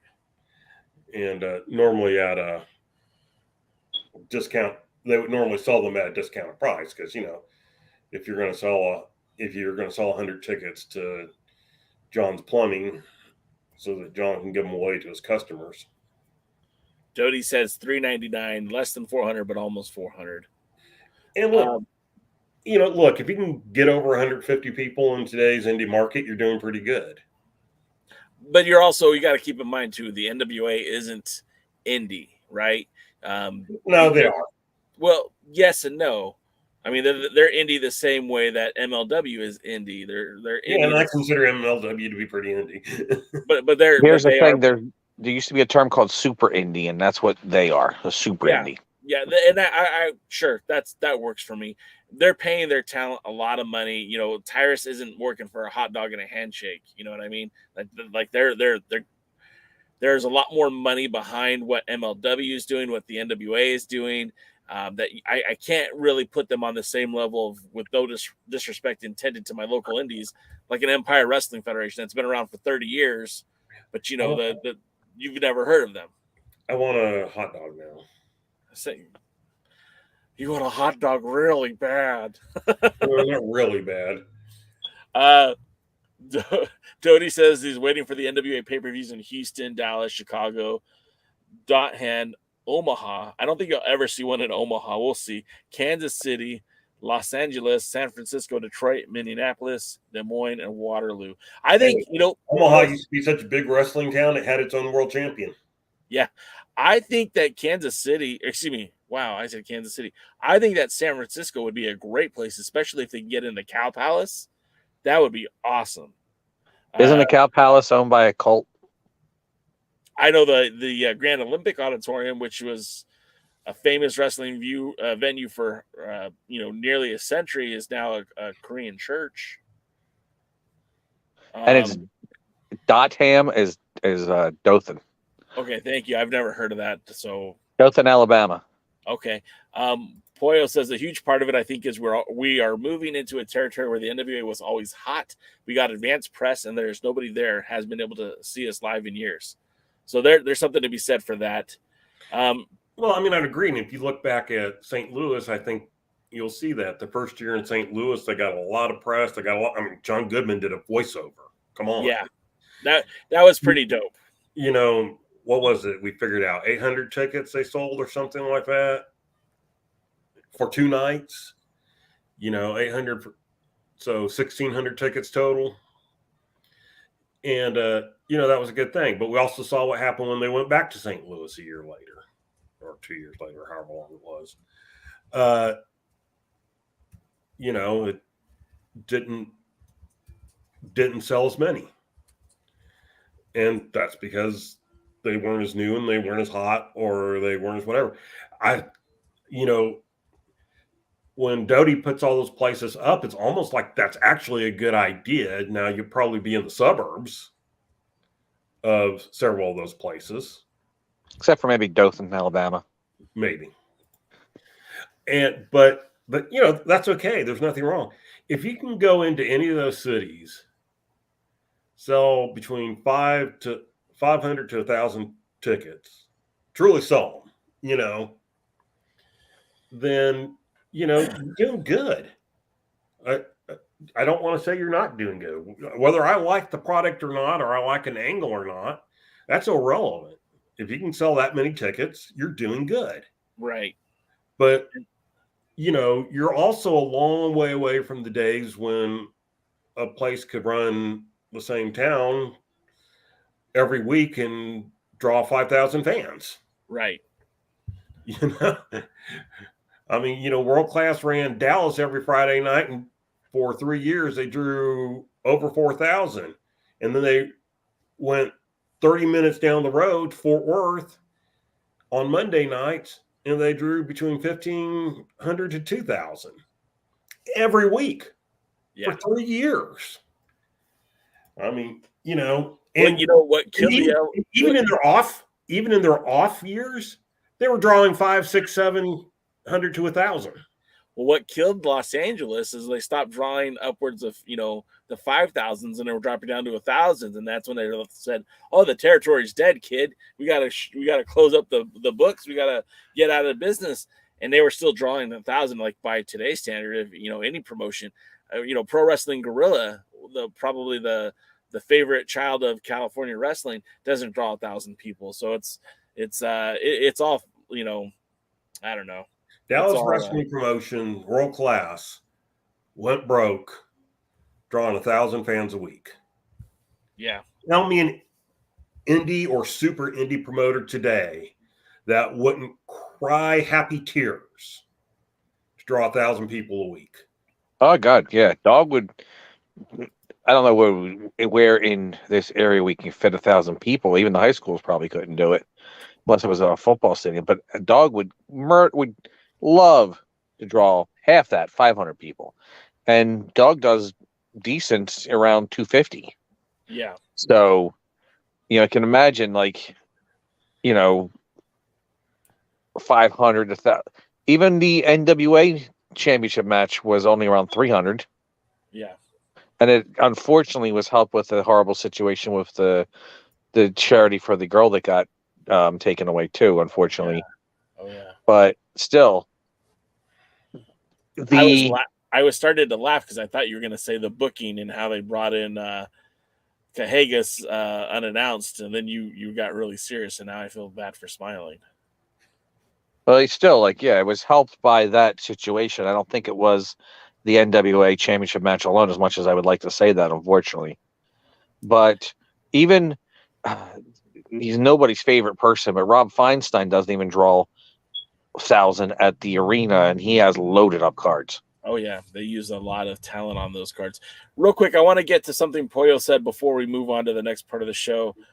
Pollo says, I would personally use an approach similar to what I did in public relations, where markets are tiered, select smaller territory areas which do not get as many events. The issue with having 1,000 versus 5,000 is when you have a budget which requires those 5,000. Yeah, and that's one of those things where, you know, that's something that maybe Billy has to consider, how much money he's willing to put in, how much money he's willing to lose, and that sort of thing. But ultimately, you know, we don't have the answers, and we just kind of have to watch and see what's going to happen next. I did want to get to a few points, some NWA news and information. Obviously, tonight, our girl Camille is on the West Coast, if you will, but the West Canadian coast. She's in Calgary, and she will be defending her title tonight against Ava. We talked a little bit about that on the pre-party, but wishing Camille very well tonight on her matchup, and hopefully has a very solid defense. And then we know that as part of the AAA, AAA announced a World Cup of Wrestling. They've actually done this multiple years, but they just introduced the participants this week, and we did see a couple of NWA names and faces there. Of course, on Team USA for the women, we've got the virtuoso Deonna Purrazzo teaming with Jordan Grace, and then you've got, of course, our women's world champion as the center part of that, which I think is very, very cool. That Camille will be a part of the Lucha Libre World Cup. Not to be outdone in the household, Tom Latimer will also be a part of the Lucha Libre Cup when he teams as part of Team Europe. I don't actually know who those two other guys are. I guess that makes me a bad wrestling fan. And then when we look back at the women's portion of that tournament, that cup, we see some more familiar faces. We see that, of course, Natalia Markova will also be representing the NWA as part of the Resto del Mundo, which translates to the rest of the world. But we also see, yes, she's an Impact, but she's been a mainstay for the NWA with Taya Valkyrie. And then, of course, Dodie will call her Bubblegum, but we'll all call her CJ or Christy Janes, who has wrestled for the NWA. And currently is a part of the NWA, but they've listed her as an indie. But a lot of representation for the NWA on the AAA's World Cup series of matches. Jaden, what do you think about that? Seeing our NWA talent appearing internationally in Mexico on those cards that are coming up. I think that's great for international markets. It's always good to get experience in other territories and other countries, especially where the style is completely different, and you can really go out of the way to shine in front of a completely different audience. That's a good way to learn. That's a good way to get better in the ring. That's a good way to get known out there. And there's people that love those international things. People expect people to watch Japan and think it's like the God's gift to wrestling. And at one time it used to be, or people that love boxing in Mexico and watching all the high flying and the Lucha Libre. I think this is great for these wrestlers to get a name for themselves for people who might not get a chance to see them otherwise, or aren't necessarily fans of the NWA, and maybe, just maybe, they'll like them enough that they'll give the NWA a chance and come see them. DKM, what do you think about this one? I think it's better for the talent overall and a marketing device for the NWA. The talent, like Jaden says, anytime you can go wrestle and get experience, and especially against what's considered some of the top, wrestlers right now in the world who are going there to AAA. I mean, you can't fault that. And then from an NWA marketing standpoint, to be able to say, hey, our talent is there in AAA, I think it's good. Will it draw a lot of fans to the NWA? I don't know. If it draws a handful, it's still a win. Yeah, that's true. Well, if it draws a handful and they keep the handful, it's a win. Yeah, that's the problem. They might get them the one time to watch. It's having to keep them there. Right. And so, you know, I can't answer with any true knowledge that, you know, it'll be this particular thing will be a booming thing for the NWA. Now, you know, AAA versus NWA, that's a different story. Well, it should be noted, right? It should be noted that the World Cup. I'm trying to look for the date, so I'm stalling just a tad. The World Cup event is supposed to happen in March. It's supposed to happen on. No date there. Okay. Anyways, it's supposed to happen soon. It's supposed to happen in March. I think like March 15th. And then, of course, the World is a Vampire Festival is happening in Mexico City on March 4th. In some ways, this is kind of like a precursor to the World Cup pay-per-view. And it just maybe now we might have a greater emphasis on the talent that will be appearing on March the 4th in Mexico City at the World is a Vampire Festival. And I did hear that Billy said, I know that event will be taped. Billy said that event will probably be presented on NWA programming in some form, and probably not a pay-per-view, but maybe like they'll air matches from that event, from that show on Power, or maybe Power Surge or USA or something along those lines. But I think that's kind of exciting. Pollo, next time you talk to Billy, ask him if the world is a vampire. Does that mean it sucks? I think that's what the whole point of that song was. And then, of course, some other news that we wanted to get to, that we do know that there was late-breaking news that are not really a friend, but somebody that we enjoy on the show, Genocide, is not medically cleared to compete on January the 31st.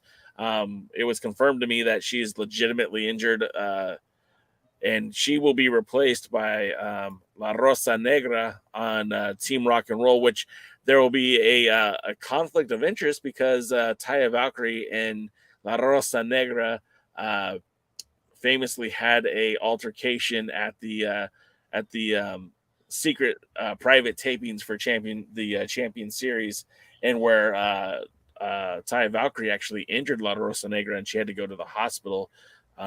So it'll be interesting to see how that will play on to the 31st. And I love Black Rose, though. She's so awesome. Pollo de Mar says, Pollo de Mexico, pray for me to be included and that she'll see Billy in 4 days.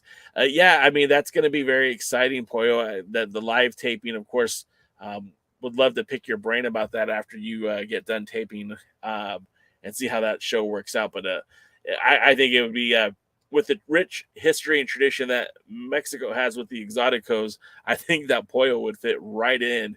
And it's a shame if they don't use you. I think that would be a shame, because I think that's such it's a slam dunk that you should be there. So I hope you are. Dodie says that The World is a Vampire is a good song. Did not know that Dodie was a fan of the Pumpkins, so that's something new that we got tonight.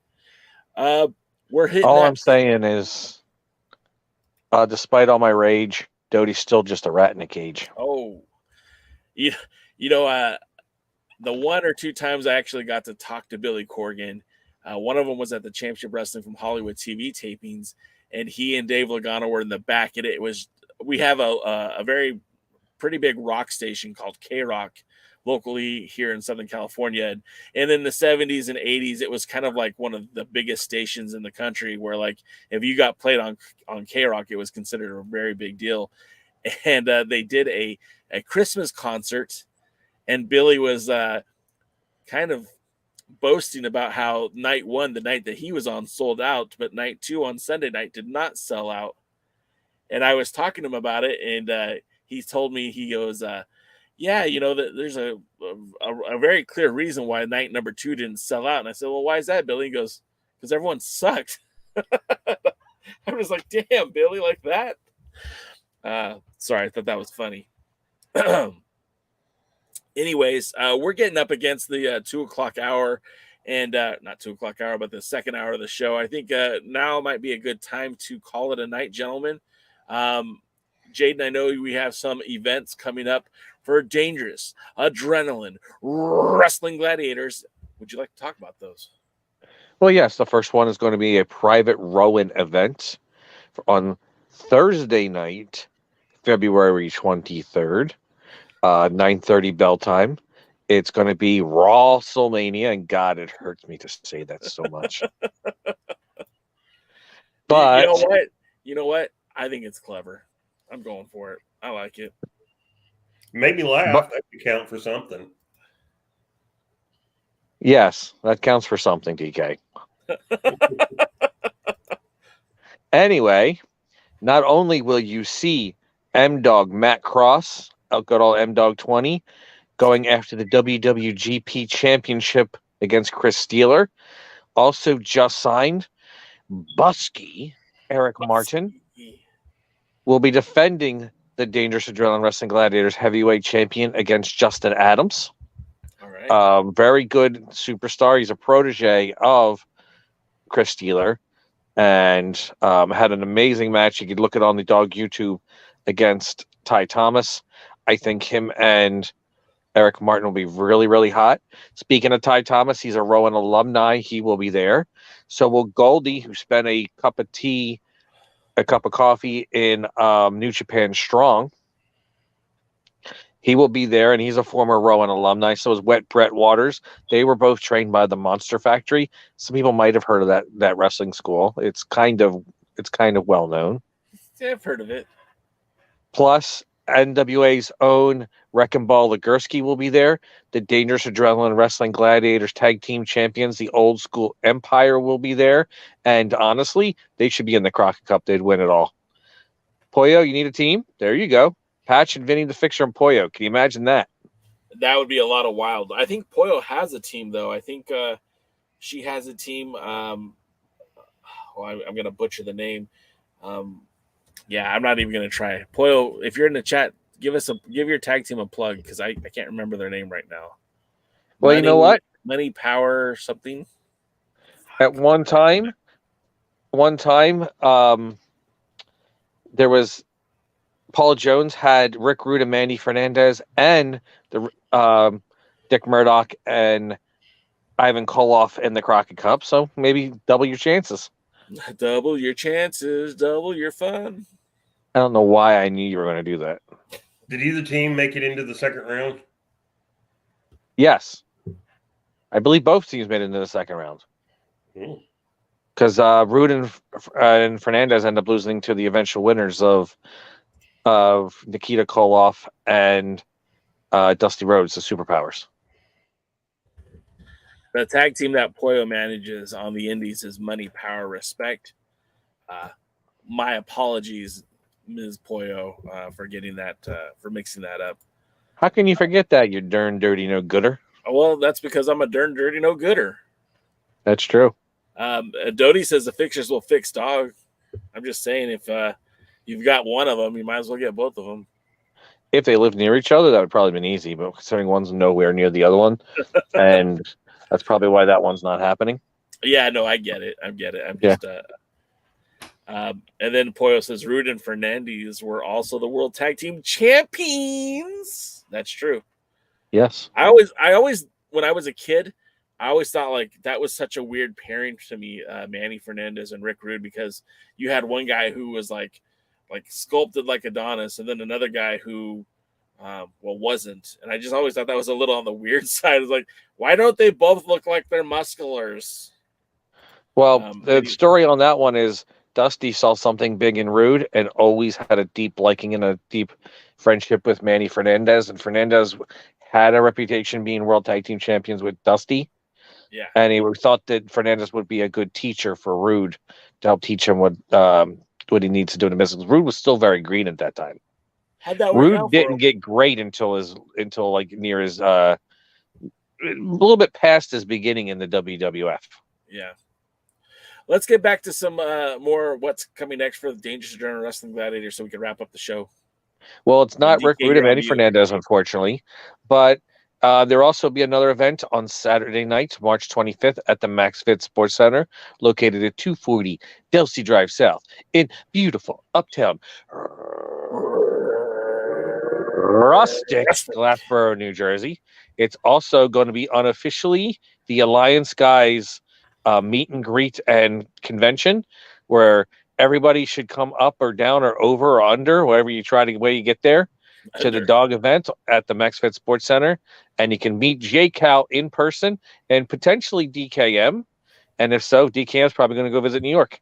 I'm gonna wear my Blue Demon Jr. mask so that people won't identify me.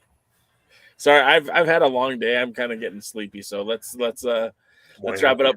We'll talk more about the 7 o'clock your time. I know, but I've been up since 4. Whose fault is that? My kids. Anyway, really blaming poor harmless children. You know I'm a YouTube influencer. That's what I do. I blame my kids for everything. Sure.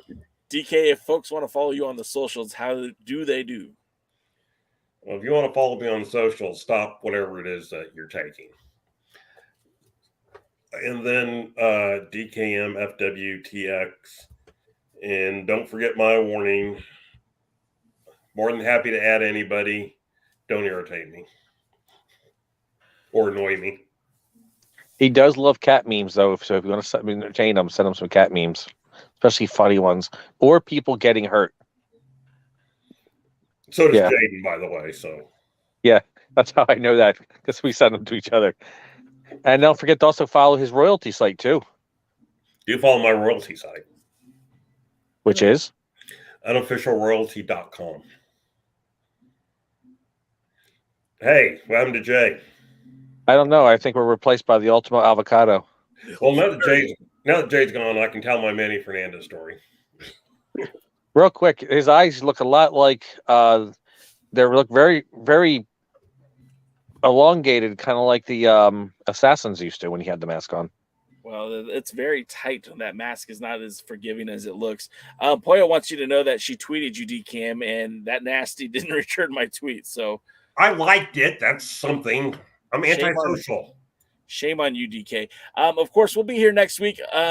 Hopefully, you guys tuned into the couple of the interviews that we've had this week. Like, I interviewed a local MMA fighter who will be fighting next Saturday at the what's it called? The I forgot the name of the promotion.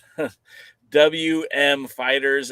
They'll be doing some Muay Thai kickboxing at the Saboba Casino, which is a beautiful casino if you're ever in Southern California. Here it is. The WFC Fighters. They'll be fighting there. Had an interview with him.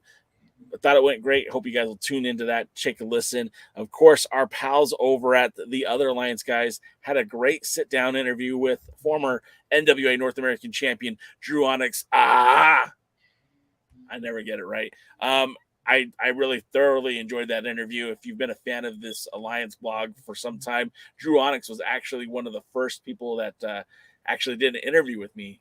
And if it weren't for him, who knows? Maybe we would have given up on this pet project a long time ago. So blame him. It's all his fault. Yeah, him and Carl and Machine Gun Anderson. Those are your two guys to blame. And then, of course, we'll be back here on Tuesday for the Alliance Guys podcast. And I'm hoping that we're trying to lock down Bad Dude Tito. Hopefully we'll get him next week to join us on this on either a sessions or the Alliance Guys podcast. We should go back to format next week because there should be some NWA programming, but you never know. Gentlemen, live programming. Yeah. Gentlemen, is there anything else you want to plug before we say goodnight? Go to alliance-wrestling.com, buy some merchandise, buy some Dubby. By the way, Dubby, I did it today. I took some of this Dubby mix and I mixed it with sparkling ice lemon lime, and it was nice. And DKM was showing you that there is the Alliance Guys t-shirt. If you've ever had the feeling of wearing a bunch of dudes' faces on your t-shirt, that's one to buy. You'll see my face. You'll see DK's face. You'll see the other Alliance Guys, Tim, Scooby, and Jeremy. You'll see Chris and Lamb, who write for the website. And of course, there's no Jaden because we honestly don't know what he looks like. That's because they couldn't afford my rights. That's why I don't show my face here, because they can't afford. They only paid for my voice. They didn't pay for my good looks. I sent him a picture. He could have used it. It was I think it was a gargoyle from the Dark Crystal or something. It was a troll. And then of course, new t-shirts are going to be coming in soon. We have a 10 pounds of replica coming to the site, t-shirts. We're also going to be having some more new designs will be coming soon. So hopefully you guys will, if you want to support the website, the podcast financially, you can do so. Otherwise, a Discord channel out there somewhere. What's that? A Discord channel. Oh yeah, we should probably plug that. The Discord channel, the link is in the description of the video. But if you want to talk to us on a more frequently basis, if Thursday's just not enough for you, join us there in the Discord.